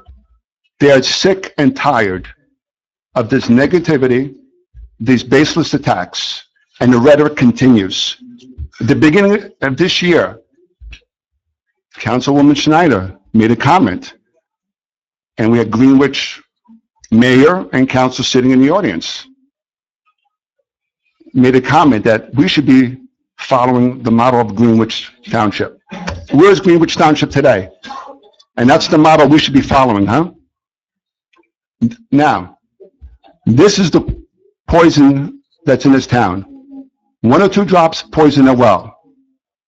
And I ask the supporters of RLL to really rethink what they're doing.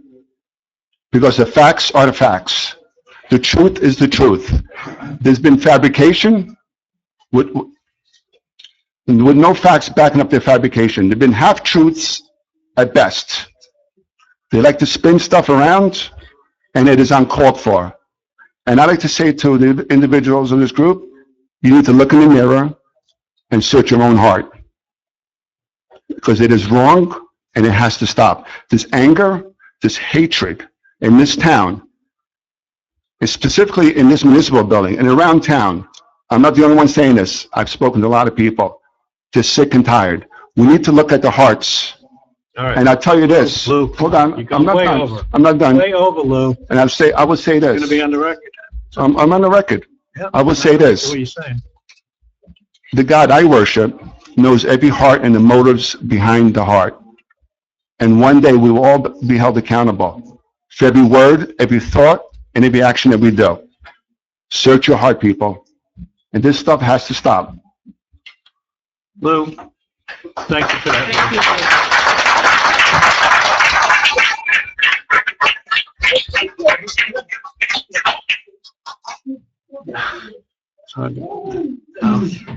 And I want to say one thing.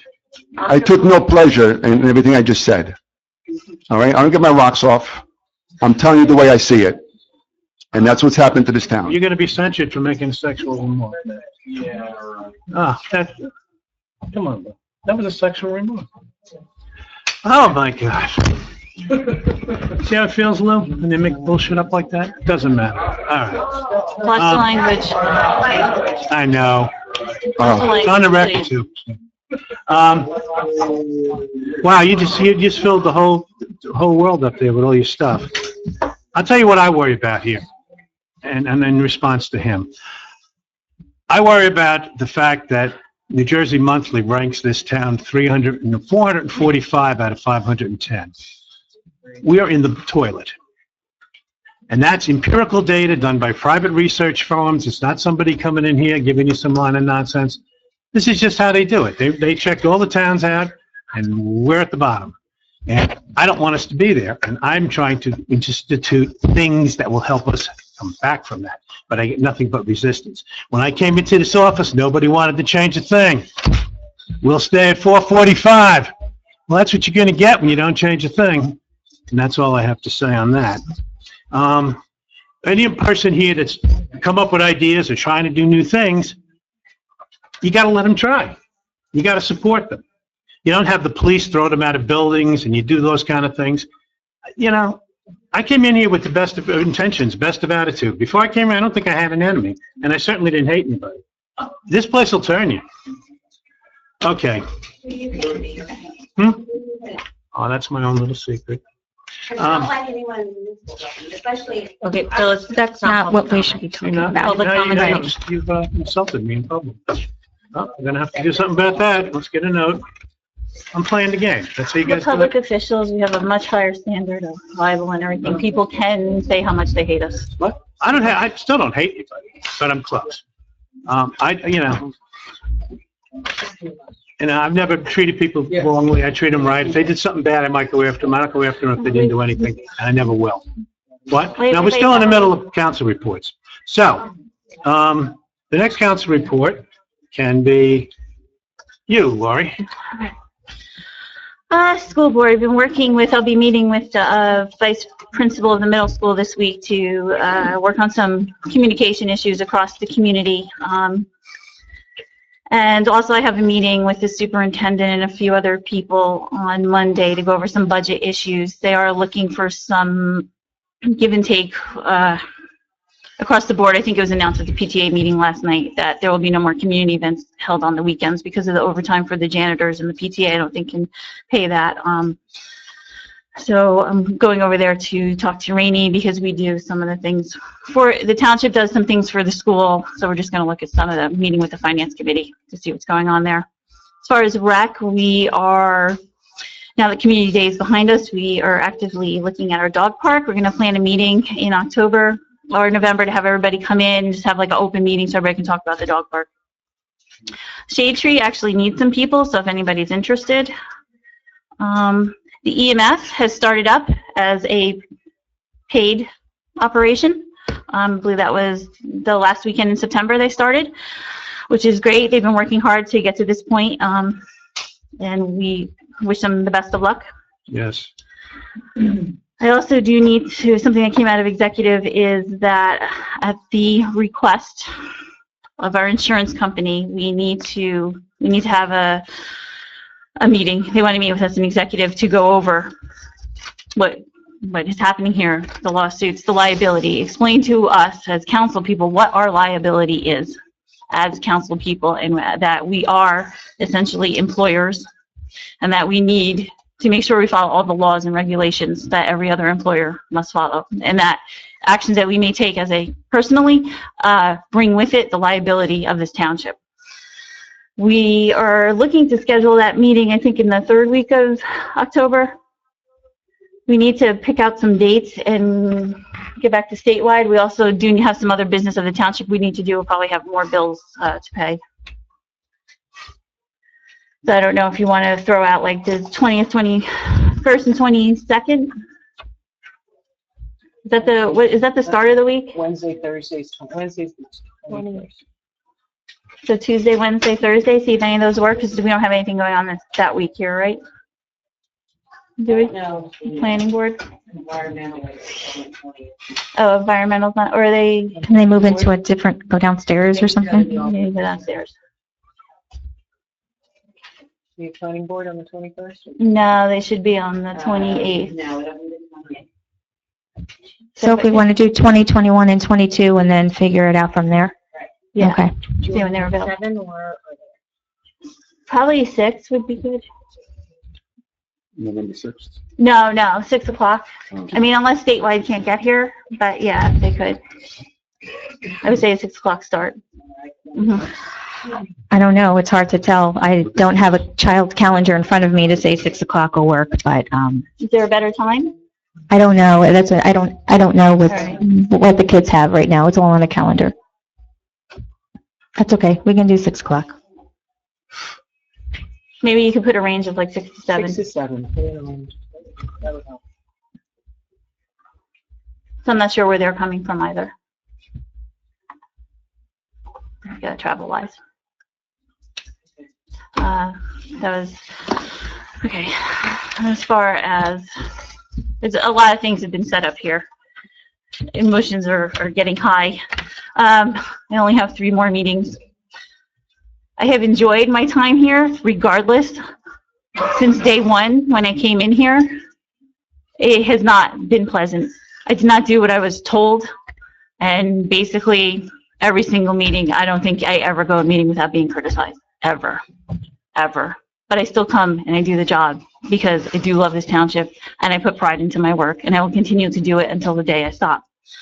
Now, as far as the censure, does anybody want to do that? No. At the same time, we have to remember something, that this is a place of employment. If that happened to me at my workplace, whoever did it would have been escorted out with a box to their car. And that's the thing, one of the things that we have to remember is we first have to set precedent. There's not much we can do. The censure is basically it, because it's an elected official thing. But if we don't do that, and then another employee does do it, they can come back to us, and when we fire them, they can say, well, you didn't do anything. You didn't set, and it's precedent. It's out there. You have to do that. We, as council people, carry the liability of this township on our backs. For our actions, people can and will sue us. And it's not, just to get it in case you were wondering, I brought this picture of my daughter. Okay, just to show you how old she is. She graduated high school. We're 28 years apart. I just had a conversation with her, and she's describing to me a situation on a personal level. And she's telling me she feels uncomfortable in the presence of this particular man, not somebody she needs to deal with. So I told her, I said, don't be alone with him. And like I said, we're 28 years apart. It's the same advice that my parents gave me. When you feel uncomfortable in the presence of someone like that, don't be alone with them. What we have to realize is that from a physiological standpoint and a biological standpoint, women are not the physically stronger species. Women are routinely beaten, raped, and murdered by men with their bare hands. They don't need weapons because of the force. If something like that happened to my daughter in the workplace, I would tell her to go to HR. Because since then, over time, lots of laws have been put into place to protect not only women, but all other diverse groups. Because they have been harassed and they have been discriminated, and you cannot deny that. So when it comes down to why are these laws in place, that's why they're in place. They're in place to protect people, our daughters, homosexual people, people of different races, anybody who is discriminated against. And for us not to take that seriously means we're not doing our jobs. Now, do you take Mr. Belcaro's overtly sexual remark that he just made as a problem? Are you out of line? No, it's a question. It's not out of line. Don't answer. Yeah. Were you finished making your statement? And also, other actions like slamming the gavel when I was being quiet, or something that he did in executive where he got into my face, is not appropriate either. And I could have censured him in February, just like everybody said, but I didn't.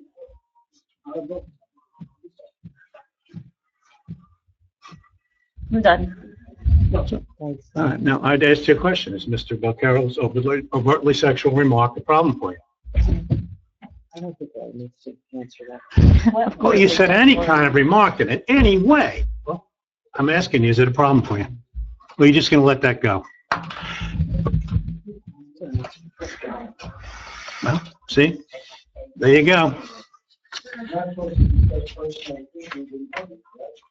Personal issues? I just asked her, which she's, spouting forth all It's these not public comment or anything right now. thoughts that she might have. All right, the next one to give the comments would be, lady at the end there. Okay. All right. DPW. We advertised for a full-time laborer and a part-time laborer. Brian and I sat and we interviewed out of our potential candidates 4. We felt that all of them were really great candidates, and it's hard to narrow it down. If we could have hired all 4, we probably would, but we can't. But we have 2 things with this. For the full-time laborer, I would like to offer the job, and I'd like to have council approve a full-time laborer, and his name is Rick.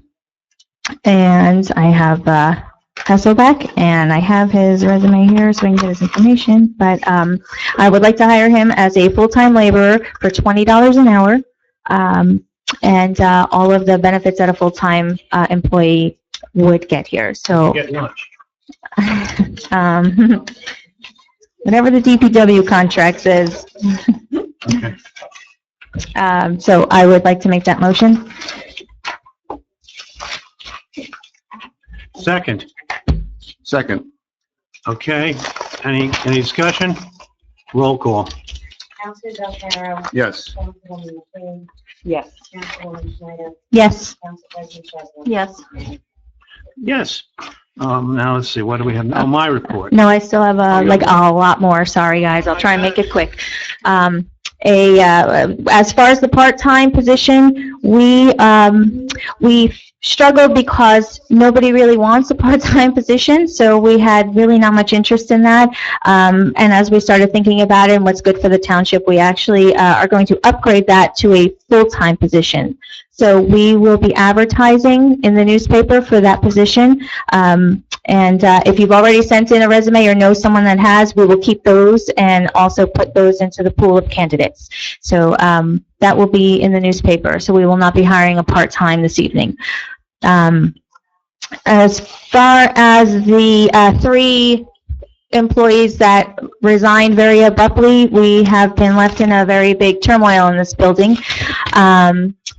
What I'm trying to do for our CFO position, we are having a very hard time with that, and right now we have a potential of someone who's willing, that could be willing to work part-time, and they're a certified CFO. I don't want to mention who that is. We need to contact the woman because there's some changes that maybe we want to make to see if she's willing to do a little bit more. So we will contact her tomorrow and see if that comes to fruition.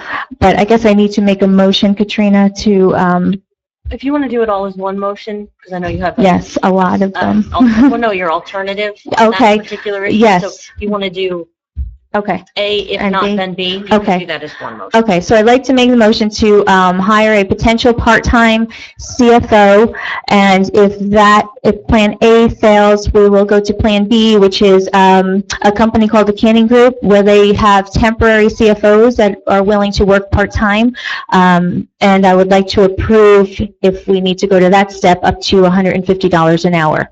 So I'd like to make that motion right now. All right, second.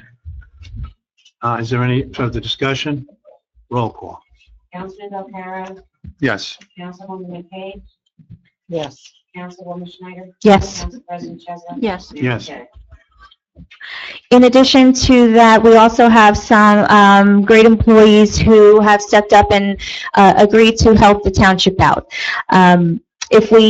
When we do get a part-time CFO, we have Rachel Edinger, who is our tax collector. She is very knowledgeable in a lot of the CFO roles and responsibilities. She can do payroll, she can do bank runs, she can do bank rec. She's got a lot of knowledge in that. So we would like her to assist the part-time person in getting all of the tasks done that the CFO's office entails. We'd like to offer her $50 an hour for her assistance in the CFO's office. So a motion for that too, Katrina. A motion for Rachel Edinger at $50 an hour to help out in the CFO's office. Second. Can you explain that it's not, like, it's only several hours a week? Sure, it's only for a few hours a week. It's not going to alter her position as the tax collector. So she will still be doing her regular job, and she will be taking work home at times or working a little later hours at times. But it's not a full time. It's a couple of hours a week to get the bank, the payroll, and the checks going to pay our vendors. And she will have a separate time card for this. Yes, separate time card. And the money from the prior CFO's salary will cover this? Yes, The budget. yes, the money, we have the remainder of our CFO's salary. We also have the assistant salary that we've had in the budget that will more than cover our needs to do this. And as we're doing that, I guess I might as well put in there to advertise for a full-time CFO for Lopatcong Township. So I'd like to make a motion to advertise. Do we need to make a motion? We still have the Rachel. Yeah, that one too? Okay. Vote on that one. All right, so we'll do Rachel first. There's too many here. Councilman Belcarra. Yes. Councilwoman McKay. Yes. Councilwoman Schneider. Yes. Council President Chesler. Yes. Yes. Okay, next advertise for a full-time CFO for Lopatcong. Second. Okay. Discussion, roll call. Councilman Belcarra. Yes. Councilwoman McKay. Yes. Councilwoman Schneider. Yes. Council President Chesler. Yes. Keep going. Okay, Phyllis Coleman, who is our deputy clerk, she's also offered to help with our purchasing. Phyllis has been helping with purchasing on and off, I guess, for a few years. So we would like to, she's offered to help with our purchasing, which is accumulating rapidly. So I would like to offer Phyllis Coleman at $30 an hour, again, a separate time card, and again, her hourly fee will come also out of the remaining CFO's salary. So Phyllis Coleman at $30 an hour for purchasing. Second. Discussion, roll call. Councilman Belcarra. Yes. Councilwoman McKay. Yes. Councilwoman Schneider. Yes. Council President Chesler. Yes, thank you. Yes. Okay. I'll skip around here. I'd like to advertise for a part-time tax assessor for Lopatcong Township. Motion for, Oh, second. Roll call. Councilman Belcarra. Yes. Councilwoman McKay. Yes. Councilwoman Schneider. yes. Council President Chesler. Yes. Yes. Our zoning officer also has resigned. John Fritz has also been gracious enough to have interest in becoming our zoning officer. So I would like to appoint John Fritz as our zoning officer at a prorated salary of the zoning official. Do Second. you want me to continue with the other part of You can that? do that Okay. together. It's Okay, like it's a easier to understand. Okay, from that salary, the zoning offers, the past zoning officer salary, we would also like to extend Eileen Apple, who's down in the zoning department already, would like to, buildings. She has also agreed, and very graciously, to help out John Fritz. So she would get from that, a prorated salary for her from that salary, which is, we said, around 500. It'll be around 500 for her to do that for the remainder of the year. So I would like to have John Fritz and Eileen Apple as taking over for the zoning area. On an interim basis. No, John Fritz is appointed. Eileen until, we'll see what happens. Okay. Second. Any discussion? Roll call. Councilman Belcarra. Yes. Councilwoman McKay. Yes. Councilwoman Schneider. Yes. Council President Chesler. Yes. Yes. Okay, also for the assessor, as well as advertising, I would like to have Lou and I, because we're on the shared service committee, reach out to all of the surrounding townships to see if there's any possibility of a potential shared service for the assessor. It's a great opportunity to do that because we're starting out at zero, so maybe there's an assessor that's willing to come here part-time and share. So we're gonna explore that possibility as well, because you might as well while we while we have the opportunity to do that. So Lou and I will be doing that. Do I need to do anything for that? Just okay. Just Okay. if last year Maureen and I were on the shared service committee and we were working on that, and we had a few perspectives. Everybody kind of knew that tax assessor Dagan was going to retire this year, so they were kind of like, well, why don't we just wait until that happens? So they might still be interested if you want. Okay. So Maureen has all the notes. If you want to send me over their information, that'd be great, and we'll start reaching out to those folks. Okay, thanks. I think I have all of my hires and and all that stuff.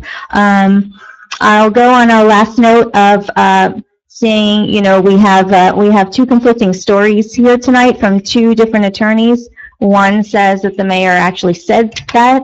The other one says that the question was asked of what others perceive this particular employee as being. So it's really a due diligence. Has that been done? I don't believe so. I think that there's a greater need for some investigation, and if you were in the corporate world, a hearsay and then a recant of a story would not have resulted in an immediate fire with a box to your door. They would have done a whole lot more than just what happens here. I guess as far as lawsuits piling up, wow, there's a lot piling up. Not due to the mayor, but a lot of other things that are going on in this township. So they're coming from everywhere. So we've got some things to do here. We've got some work to do. And as I said, I'm here to get to the people's business and to worry about our funds, our tax situation, our debt situation, and everything else that goes with this township. And that's all I have to say on that note. Thank you very much. Thank you, Donna. You're welcome. I don't know if I have a council report. What can I say? We've just heard that Mr. Belcaro can make comments in any way he wants, and that's fine. But if someone says somebody heard them, overheard them, but they don't know who, we can't identify them, we don't know who their names are, but they may have said this, but no, they didn't, and then when they come back, they just say, well, it never happened. Then they go rolling around looking for anybody who'll say anything that they can take out of context. They do a report on me. That's all I'll say about it. That's the way it works. This is Lopatcong.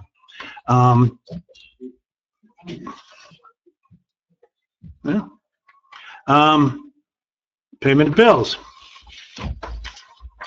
Report of engineer. Oh, why don't I have them on my list? Oh, I do. I'm sorry. I do a few items, Mr. Mayor. Just a few follow-ups from the last meeting. You had asked me, or you had authorized me to survey South 2nd Street and to prepare mapping for that particular street. This is a street that we obtained DOT funding to improve. I'm going to be looking to do that project in 2016. Pre-authorization, we did that surveying and that mapping work. So we are set up to move into the design phase in the near future once the council comes up with a game plan for funding that project. So I just want to report that to you. At the last meeting, we talked about the Buckley Hill Drive Belvedere Road intersection.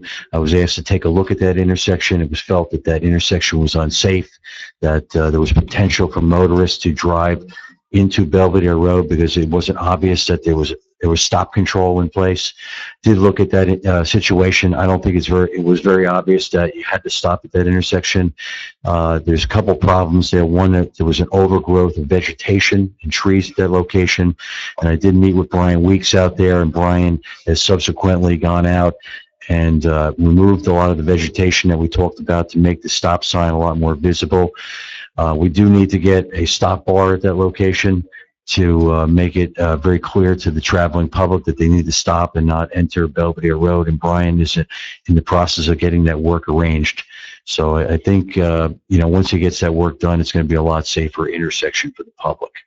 So, and if we need to do something more in the future, putting a stop sign, a head sign there, which is a yellow warning sign, we can do that as well. But let's see if these improvements help out. Lastly, at the last meeting, we talked about Stonehenge Drive to the west of the school, and there was a request by a resident to do some traffic counts, and I was asked to provide a price to set up some traffic counters up there, and the traffic counters would do three things. Number one, measure the number of vehicles that drive in that section of the road on a daily basis. Number two, classify the vehicles. Is it a truck? Is it a passenger vehicle? And number three, measure the speed of the vehicle. So I evaluated that. We can put those traffic counters out there for a week, and it will be $1,000 to do that. So if you'd like me to put out the counters and get that data for that section of Stonehenge Drive, that's the price, and we can do that right away for you. Thank you very much. Thank you, Paul. I believe, Paul, I had asked that you and Lou might want to work on the language necessary to quantify the wastewater availability in the event. I think in next meeting, we're going to be, in the November meeting, we're going to be discussing The Piazza track. Piazza track, yes, the Piazza track. So we need to have some clear stuff there. And I'd also like it if a presentation could be made at that point as to the, the report that was done by Mr. Riddick stopped short of saying this is good, this is bad, this is, it was kind of maybe a little bit more, information so that the council can make a decision if we wanted to consider to change the zoning on that property. Sure. And we need our professionals to do that because none of us are really professional in that area. There's a chapter in our code on sewers, and there's a section of that code that deals with the procedure for getting sewer allocation. Right. So that's what we'll, Here, you can probably understand. right. So we will come back and provide some clarification to the council on what those procedures are, and What do we is there any lose if pecking this- order, if so to this were be speak? approved, and what do we- Yes. So I will come back for November, I guess it's 4th or 5th, with that information for you. Okay, thank you. So, thanks. Cool.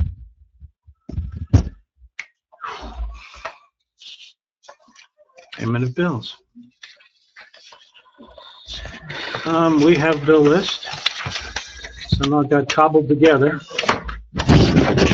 I haven't looked at any of these bills yet because the procedure that we used to have in place, we couldn't do because we don't have the CFO. So I'm really, really hesitant to approve them. Well, all of these purchase orders that are listed were certified by the Auditor. CFO. The auditor, oh, the CFO. Now, the rest- Yeah, she did those, yes, she did. So I haven't seen that. Department heads, pardon? I haven't seen them. I don't know where they are. I don't know. The accountant was in there. I didn't go in there. I have the purchase orders. You probably signed off on a lot of them. I said there are some that are missing signatures. We will break those out tomorrow and make sure that you all get them Mhm. so that we can finish the process. We'll cut checks Then will be printed Thursday, after all Friday. the signatures Yeah. are gotten, and then we'll mail them in. Yeah, if we can have all the council members come in after, when you guys maybe can send us all an email when they're ready, and then we can come in as soon as we can and get those. So Phyllis can run the checks. Thank you, Phyllis. I will give you this. This one was in my pile, so this is for the police cars. Okay. All right, so I got it. All right. Beth, we're missing Paul's bill on here, I believe. Is there a way we can, It wasn't certified. You Because I'm can't- missing the shade tree guy If they too. weren't certified, if they weren't signed by the CFO, then they cannot be issued. Also, when we have our special meeting, we will pay more bills. So on the date that we're doing that, we'll pay any bills that we can get together and as fast as we can to get approved and out. well, this is L bill, so. Which bill? Which bill? Paul, our engineer. Paul, we'll take a look at. the All right, rest I don't know, of Paul, but we'll You can't just pay it.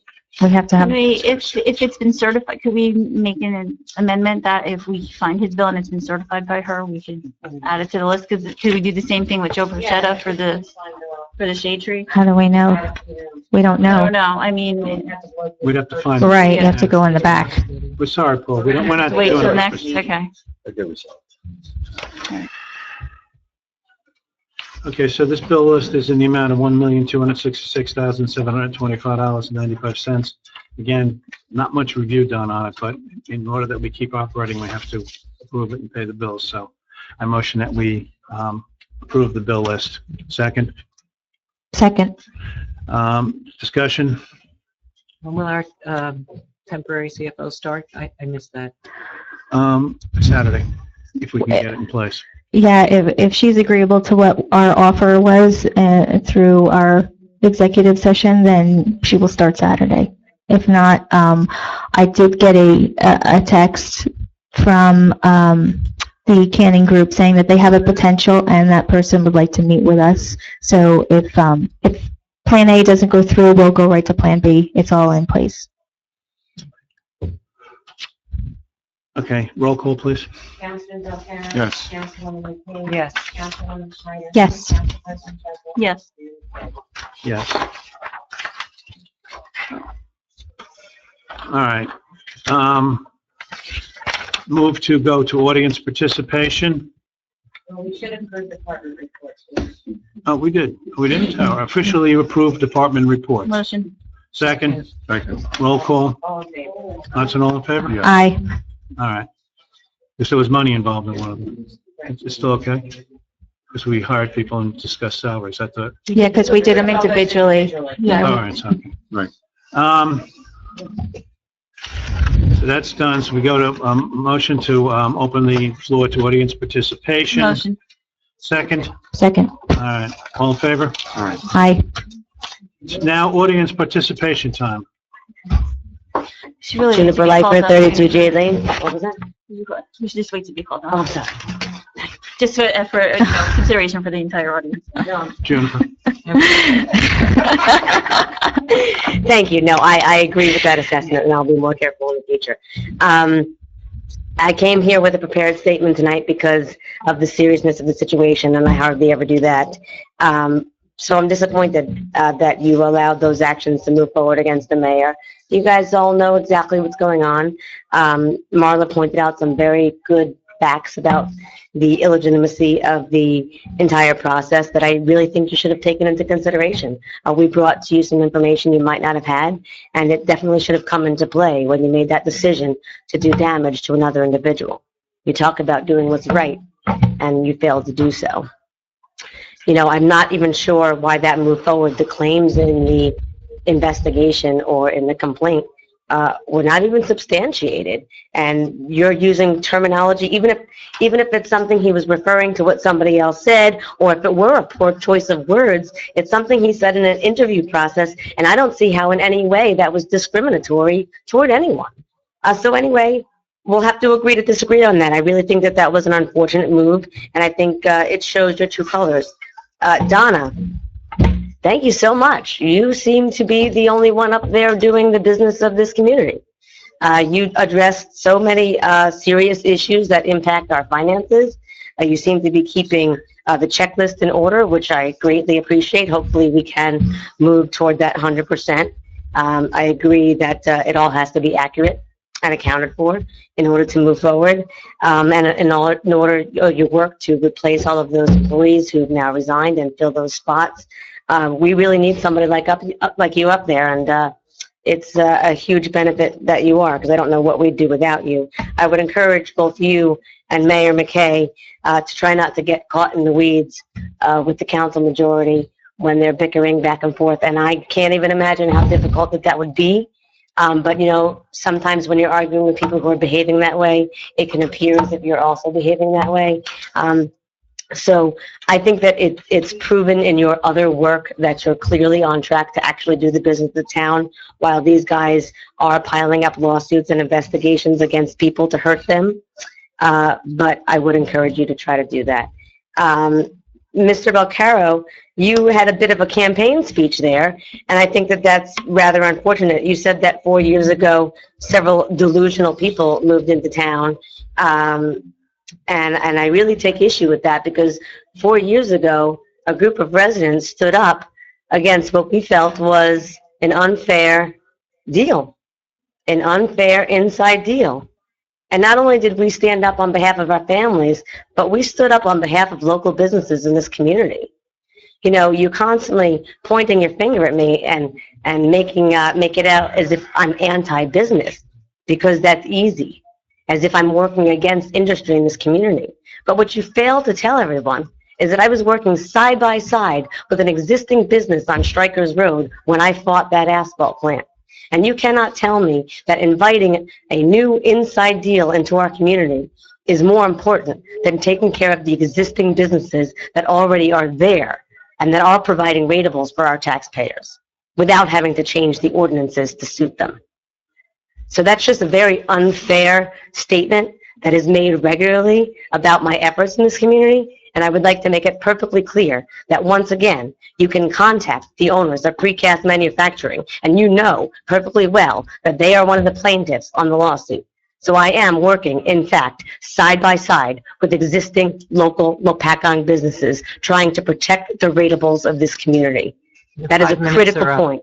I'm going to keep going because there you go, 4 minutes. Don't interrupt me and I'll be able Sorry, to it was finish. 5 and we have a. Now it's short 30 issue seconds tonight. more. Okay, yeah, I mean, I really want to finish it because you said that everything was great before, when a few people controlled our community and a few people made all the decisions and the residents didn't act up and the residents didn't hold anybody accountable. Back in the days when you didn't know the cost of living in this community was rising because it was hidden in padded sewer rates. Those were the good old days, right? And now here we are looking for accountability, and we want to know when it costs more to live here, we want to see it.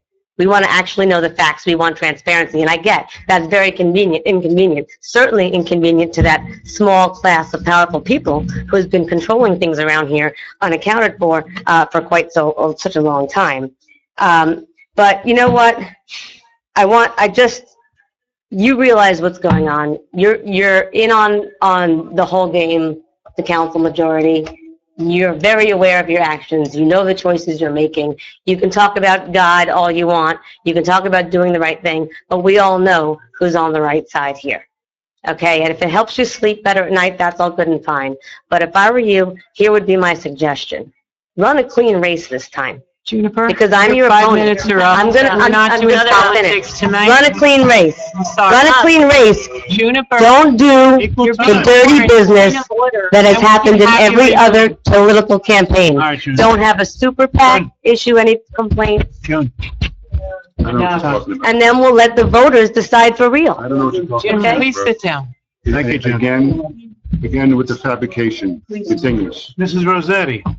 Yeah, Please Rossetti. remember, we have Rosicki. 5 minutes, folks. Rosicki. Everyone likes Rossetti, oh, she was doing. 5 minutes, please. I don't know, should Lori come back? Go ahead. Lee Rosicki, Puddingstone Way. My question, statement then, the road, Maureen, that you and Lou, is it the two of you working together to look into the road coming from the high school? Are you, I Right. forget, okay, I didn't know who the other person was. You're talking about where the pool is. From the high school, the secondary road that you're looking into perhaps coming through the park. You're making a comment on that road. Go ahead. Right. It's not literally a road, and what that access was intentionally, what was first was for the sole purpose of emergency vehicles only. Right. Access that. Okay. That I would still like to request that be the main focus. When I was on the school board, that was a very major concern with all the parents. Well, not all the parents, I'm sorry. Parents in the audience, and it was unanimously a concern of all the board members at that time that actually the request was to be made through the SDA when the high school was built up. However, the Peaburg High School said keep it on the low because we're at the point where we're almost there in solidifying the deal of getting the school built. So we're not going to pursue and push their buttons until, you know, we have the structure going up. Well, the structure's almost completed, and now's the time that I would like to ask our council to make a serious focus and effort that emergency access be implemented somehow. Work with the SDA, work with Peaburg, but make that as a focus to have that completed, because it's I don't know, I think it's like a half mile from Belvedere Road up to the top, one way in, one way out. And given the world situations and the horrendous acts that we're seeing, I think we definitely need to have a reinstituted effort to get that emergency access completed. So I would like to have your support, if it's a council resolution to support, and then direct you, Maureen, and Lou to work accordingly to that resolution. Thank you. And if I can comment to Lee, may I? Yes, you may. Lee, I understand the importance of the access. I've spoken to the police chief. He says, you know, looking into if we have adequate policing that. He says we have no problem with that. But there is an issue where if it was to, you know, continue and then come out where the squad building is, right? Now there's another access exit point, which is the speed limit in that area is about 45 miles an hour. Now approaching the entry over Roseberry, there'll be a light there. So, you know, you're going to create traffic, right, as people exiting and people flying down Belvedere Road. That's number one. Number two, from the gate all the way to the walkway, it's quite a ways. It might be, I think, it's grassy. It's a grassy area. It's approximately about 50 yards in distance. You have to put a sidewalk in. No, there is a sidewalk. From the gateway? Yeah. Okay. Now we'll go back to, as Councilwoman McCabe stated earlier, the whole area will have to be, when it comes to snow removal, will have to be maintained, salted, and this comes at a cost. So all this has to be weighed out and, you know, and discussed further. In the case of an See, emergency, wouldn't it open? The impact on this versus how many people will actually be using this other entry or another drop-off. Okay. My view on it is that it's going to be so crowded trying to get into that school through the one-way in. And if they allow drop-offs, that it's going to just be a terrible traffic jam. And I thought we were doing them a favor if we open this other thing up. Most of the Lopatcong kids will go through that way, and a lot of them will walk. And they'll be walking on a diagonal, and which is a much shorter walk, I think, than they'd have to do walking all the way down Belvedere Road to the new road and then all the way up that cardiac hill there. Right, but we have to consider the exit and the safety exiting out of there. Because we have, now you just create a volume of No, I vehicles. understand. Okay. I understand. And to Lee's question, I believe that road is already an emergency access. Is there a gate? Yes, But the gate is locked. I think we have an agreement with Phillipsburg High School about it being an access to this emergency. one. I think there's a Yes, written so that's in agreement to place. When I went there with Paul, we talked about a man gate and an emergency gate.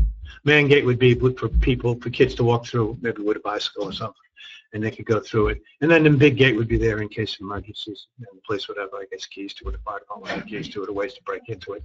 And in an emergency, they could take the chain off and go in with the big vehicles. I also agree, Lee, that this should be explored more, not just look at it through a cost perspective, but through all angles of this. You know, I have 3 children going to that high school. We don't get bused. So for my children to have to, you know, if they have to walk to that high school, it's a ridiculous walk, and all the way up the hill, it's a very long walk. So, and there's a lot of kids that are walkers, and I think we need to give another alternative. I think the way they built that school was inappropriate for all those children to have a one-way in and a one-way out. It's a very dangerous situation, and I've talked to a lot of law enforcement, and they say the same thing. It is a recipe for disaster, and I'm not willing to take that chance for all these kids that are walking, riding bikes. You know, we want to have these riding trails and walking trails and all these other things that we want to put in place, but, you know, these kids need a way to get to school safely. And if that's not going to be provided by the school, this town should really look hard at if this could be accomplished or not, and not just say, well, it's too expensive with the salt, and, you know, it's got to be more than just the salt. There's got to be a better reason for us to say no before we look at it for a yes. So I would like to continue on to search Mr. that. Mangucci, he knows all the answers up there at that school. I got a tour of it last week. It's amazing. It's amazing. First of all, let me preface my comments by saying that I am an employee of the Phillipsburg School District. I do not speak for the superintendent, the administration, or the school board. I can assure you, though, that there are ongoing meetings constantly as to the safety of the in and out of that structure up there. This is something new for all of us. And again, as we've talked about before, change. The mayor wanted to bring change. This is a change, and it's a change that's going to be forced on us. Do I have all the answers? No, I do not. But I can assure you that for myself as a director of facilities, and I will speak for the superintendent on the fact that I know for a fact that the utmost concern is the safety of the children. That's first and foremost in all of our minds, regardless of what side you're on or where you're coming from. So the intent was to have that as a gated emergency exit. That's all it was ever intended to be. The man gate doesn't sound like a bad idea. However, you are putting the children near our maintenance shed, which may be open at that time because my personnel start at 7 a.m. So there would be kids walking through there at that time. You've got mowers and whatnot. Who knows if something would happen? So that would be the next thing that you might have to look at. From the Lopatcong side, okay? I don't know that that road going up that way can handle all that traffic. It's not a very good road. If you haven't been up there recently, take a ride up. That road is pretty beat. The other concern that I would have is, as you all stated earlier, the salting of it, the man hours up there, the plowing of that parking lot. And you can be assured that our people, our friendly people in Greenwich, Alpha, Bloomsbury, once they find out that they may be able to pick their kids up there, trust me, it's not just going to be Lopatcong kids that are going to be coming through that gate. So you could be opening up a can of worms. My recommendation to everybody would be, calm down. We're working on it. You're working on it. That building is 330,000 square feet. It is not a place conducive to kids walking. But guess what? Give it a chance. Give it a chance. I don't want to lose one kid. I certainly don't want it to be anybody's kid that I know or anybody else's kid that I don't know. But for God's sake, give it a chance. They're working on it. Now, many of you know that I've sat in the back row almost every month, okay? So my dedication to this township did not stop once I chose to get out of here. I am a lifelong resident of this township. My father ran his first election in 1964. I ran my last one in 2009. And for you, Juniper, to say that this township was controlled by a bunch of people. And Katrina, and I don't think you should Okay. let me direct your comments. Okay. Thank you. I take exception to that. And you're telling every resident of this township who elected me 5 times that they must have been crazy for doing it. My father, 7 times. The 5 of us were together up here for 12 years together. So in my opinion, you've told everybody in this township they were crazy.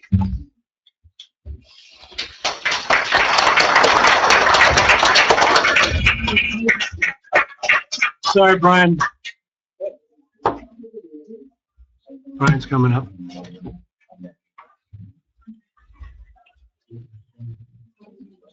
I'm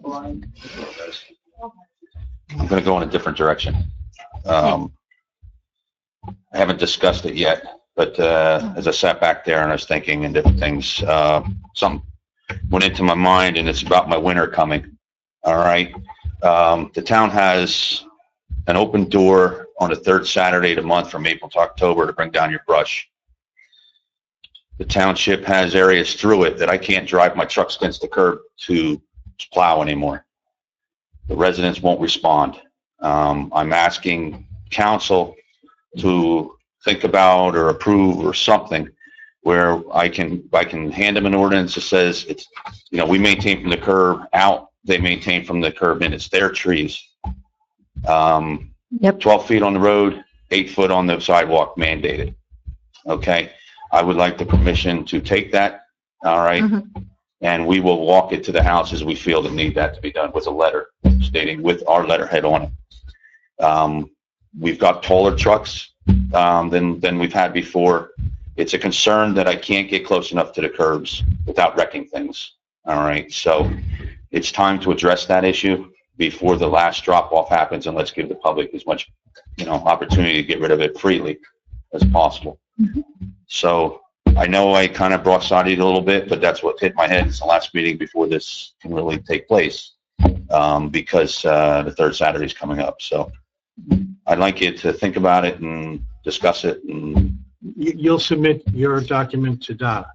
I will talk and work with Donna with it, and we can get together. Yeah, and we'll get with John Fritz now that he's our zoning officer, and we can. I don't mind being the foot power to make it all happen. Hey, we can give warnings. It doesn't mean everyone's going to get a fine. We can give them a certain I'm amount not of time. looking Right. I don't want to put a burden on anybody. No, exactly. But I've got to be able to get Yeah, Not absolutely. 6 feet. I mean, there are Yeah. certain areas that I can't even get a plow through. I reported on that last year. I asked people to trim their trees. Yeah. I told them the ordinances, and if you don't come to the meeting or you don't read the minutes, you don't know. Right. So, If I present them with a letter with yes. the ordinance, then they've got their, absolutely, I'm Warning, in full that's what it agreement. is. Mhm. right? Yep. Yes. I can't even walk on the sidewalks a lot of times without bending, and I'm only 5 feet tall, Right. so, Well, what happens is it looks great, and I don't want to go for long here, but once the snow hits the branches, yeah, they drop They another drop. foot or two. yep. All right, so I just can't get around to your sweepers. I can't sweep your roads. I can't get to things anymore. Yep. Especially in the newer developments, going to what you're saying, walking around. The smaller the tree, the higher you got to get them, so when they grow, they're up tall. Right, If we miss that point, we're done. that's right. Yeah, So- let's do it, Brian. Okay? Thank you, Brian. Marla Andick?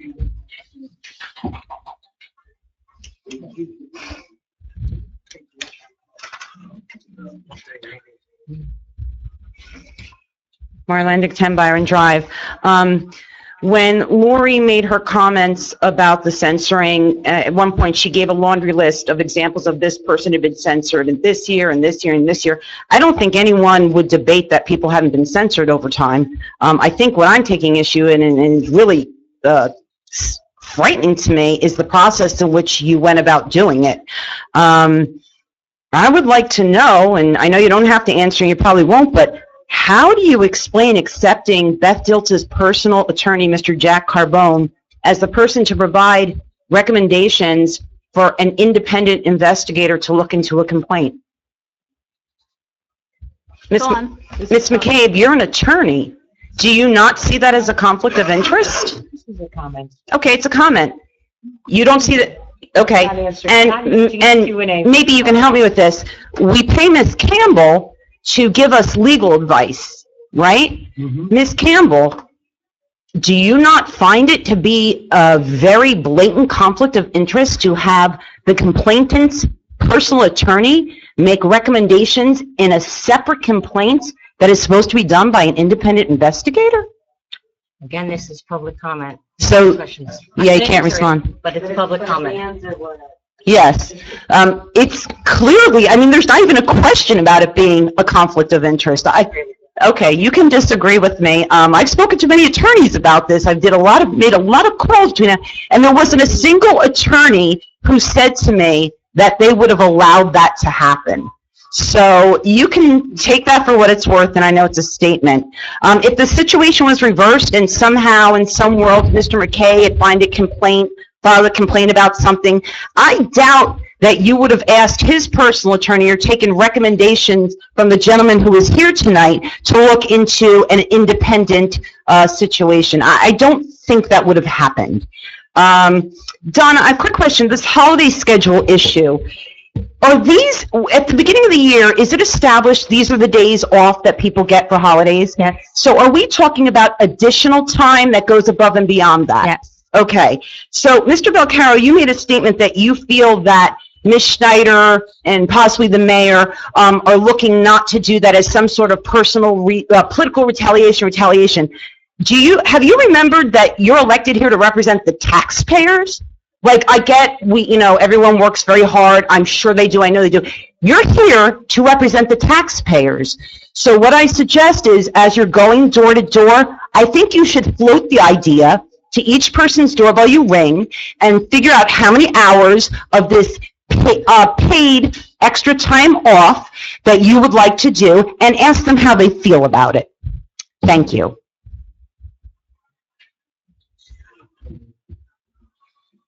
It's, I'm just gonna make a quick, comment about that, and it's been going on for a very long time, and just because it's always been that way doesn't mean that that's the right, it doesn't make it right, and I don't feel it should, so, yes.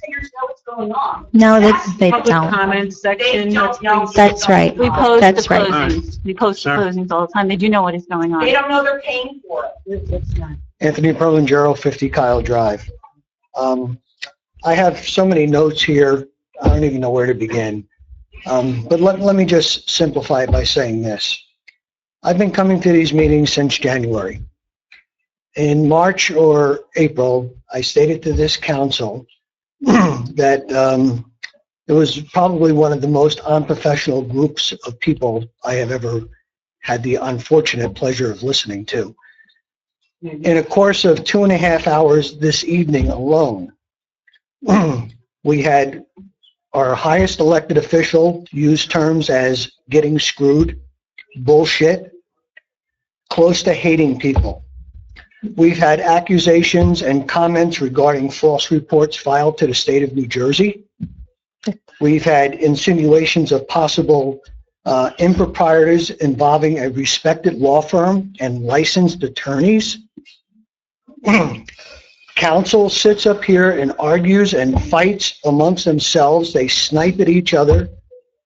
You're elected officials here to represent the people of this community. Whether you're Republican, Democrat, pro this or against that, it doesn't matter.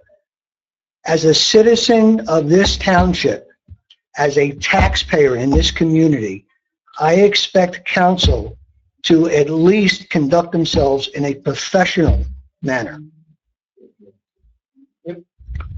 I live in this town. Before I moved here 18 years ago, I came to council meetings to see what the town was all about, how the government worked, whether or not I wanted to buy a home and raise my children here.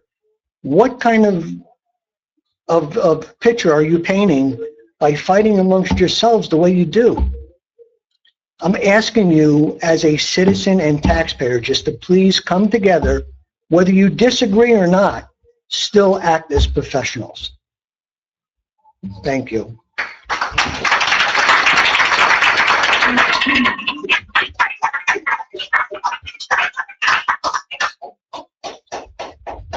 Mr. Johnson. Good evening, Eric Johnson, 361 Stonehenge Drive. None of you believe me when I say I didn't have anything prepared. I actually thought I was going to sit in the audience and not have to come up here and talk. I don't have any requests. I just have a comment. I want to give you my opinion. First of all, this was a tough meeting. It was a tough meeting for me to watch. It was a tough meeting for you to sit at. There's a lot of emotions going on tonight, and I'm feeling them myself. I wanted to give you my opinion. When Lou was giving his speech or politicking, it's kind of a gray area. I want to let you know, I actually agreed with Lou on something. And what I agreed with Lou on is there is a black cloud over Lopatcong Township. I 100% agree.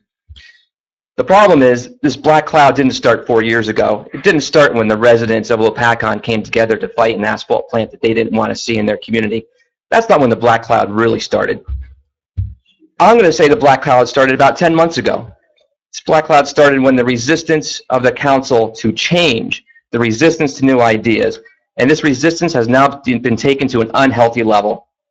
Now we are sitting in a hostile environment. It's hostile for everybody. You know, it's hostile for the audience too. I just want to say, you know, we can do better. I don't need a response. My opinion is that is what the black cloud is.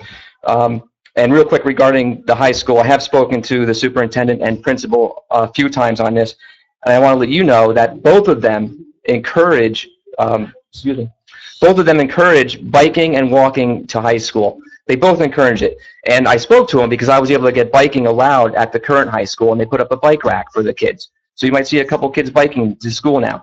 I don't want to see this end with the new high school. So if this access point that we're talking about doesn't work out for vehicles because of maintenance and icing issues, let's make sure it works out for the kids who want to walk and bike to school. And if they can't do it during the winter, that's great. But at least give them, you know, 6 of the 9 months out there to supply their own.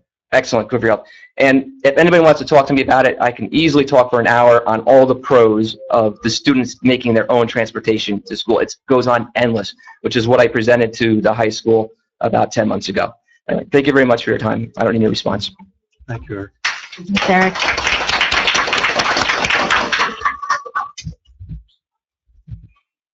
Somebody else? You.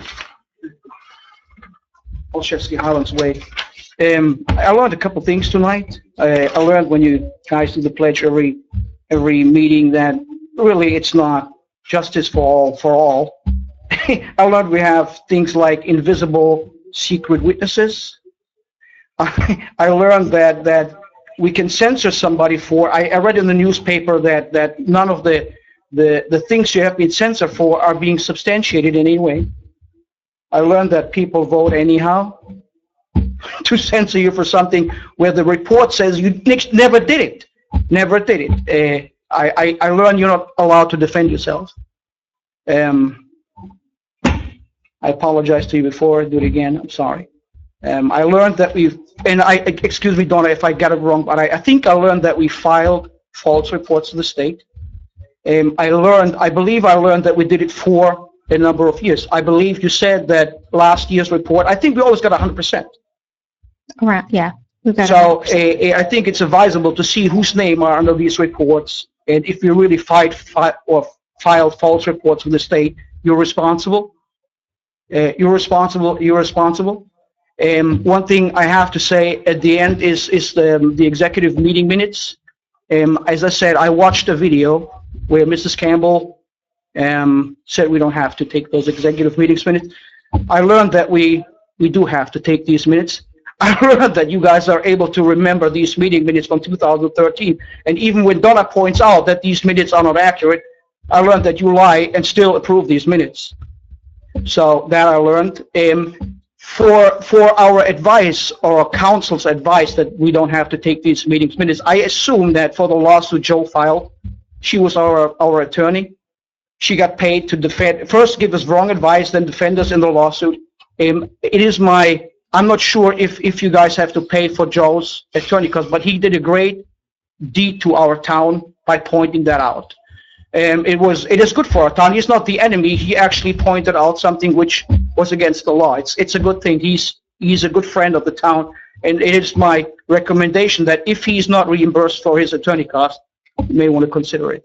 All right. Oh, Lori, one last thing. Election season is coming up. Is it possible for you to not like just one opponent, one person who is running for town council on the township website? Really? Yes. Yes. Please. Yeah, it's not a You're- township to like one candidate. It is not, you're assuming that everybody here is voting for that one person, and that's not an accurate statement. Can we remove that like? Can we remove the like off of Mr. Belcaro's, the Township of Lopatcong liked his political page. It can't like it. It did. Well, I'll talk to Facebook because it can't. Well, it did. I thought you meant I liked a comment. No. Because The you can township. switch. Go to the, in the right corner, go to. I'll see. add the township page. Thank you, Go to Lori. his That's page. fine, I will take a look. Appreciate it.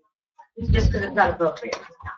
It's not appropriate. Exactly. I'm not asking for like mine. I wasn't doing it on purpose. No, I know that. No. So, But it should be all right, removed. okay. I'm not saying you did. I'm just asking to. Okay, next. Are there any more comments? Way in the back.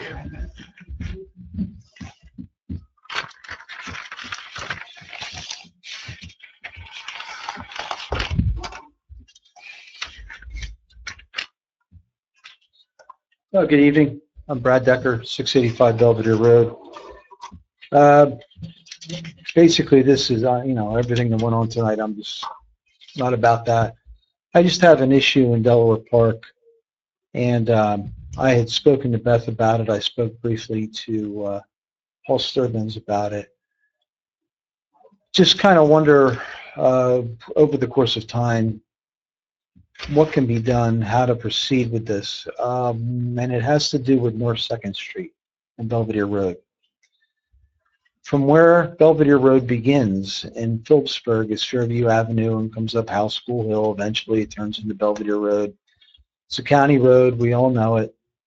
And, then it turns into 646, eventually 519. That entire stretch of road, if you look at it from the north end flats of Peaburg until you reach Belvedere, you see no cars parked on it anywhere, except in the areas in between North 2nd and North 3rd Street and Lopatcong down to the blinking light. And this exists on both the Lopatcong side and the Phillipsburg side. And, obviously there's nothing we're going to do about Peaburg. They don't have alleys, to my recollection, as we do in Lopatcong. Now I know that these people that live on in between Second and Third, such as myself, and down through Second to First, all have alleys, all have garages, but they choose not to park their cars there. They'd rather take the chance and leave their cars out in the streets. This is all well and good, but a few years back, I had, one of my kids who was 16 got picked off by a BMW, and, hell, he could have been killed that day. And I mean, every time I take my F-Series Jaguar out, I'm pulling out on to Belvedere Road. Good morning. Anyway, it's like let's get your nose out there. It's like a crapshoot every day. Now, there's a lot of times, probably more times than not, given people go to work and whatnot, where you'll go down there and you go, well, what's Brad talking about? There's nobody there. But then, I mean, there's other times where they're parked right to the end of the curb at the intersection.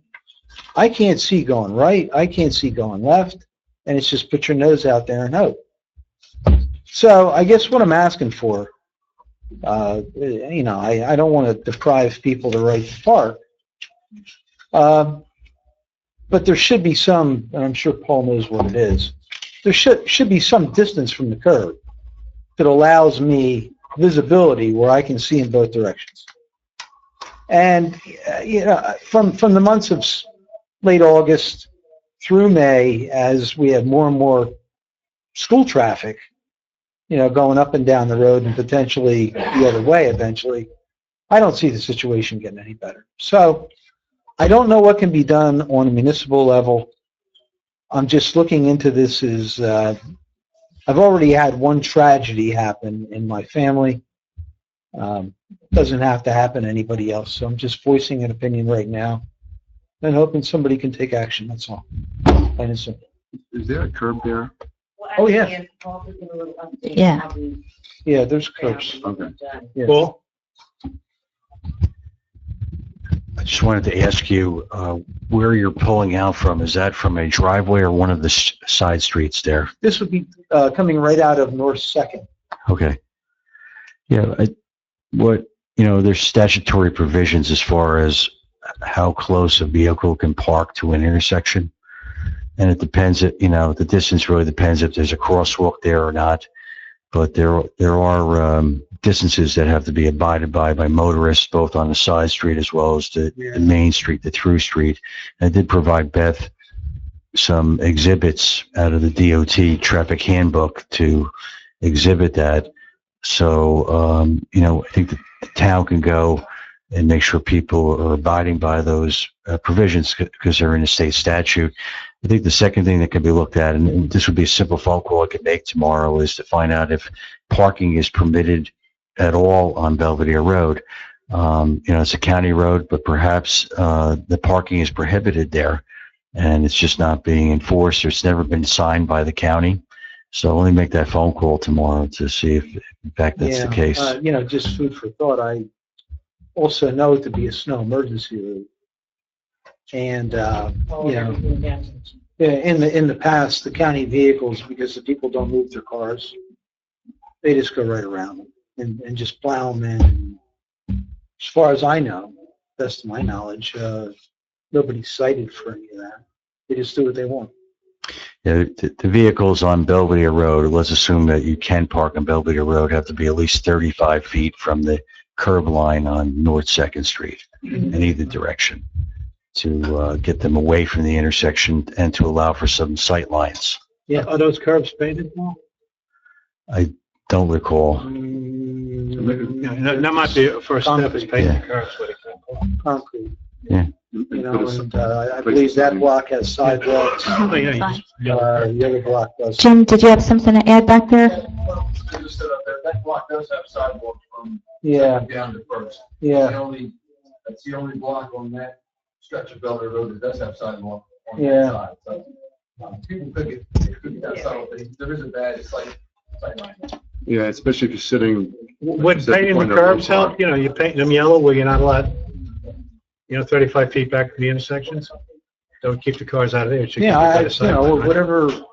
measures need to be taken. I'm just here, basically on the point of awareness. Okay? Thank you. Okay. Thank you. Oh, you'll Take care look of at it. that and get I will take care of it. Yes. I don't think I can touch that. County act. It's county. Well, I can ask the question about painting the curbs on Belvedere Road tomorrow when I call, so. Thank you. All right, I don't think we have any further questions. So I'm going to move to close the meeting. Do I have a second? Second. All in favor? Aye. Aye. Thank you for coming.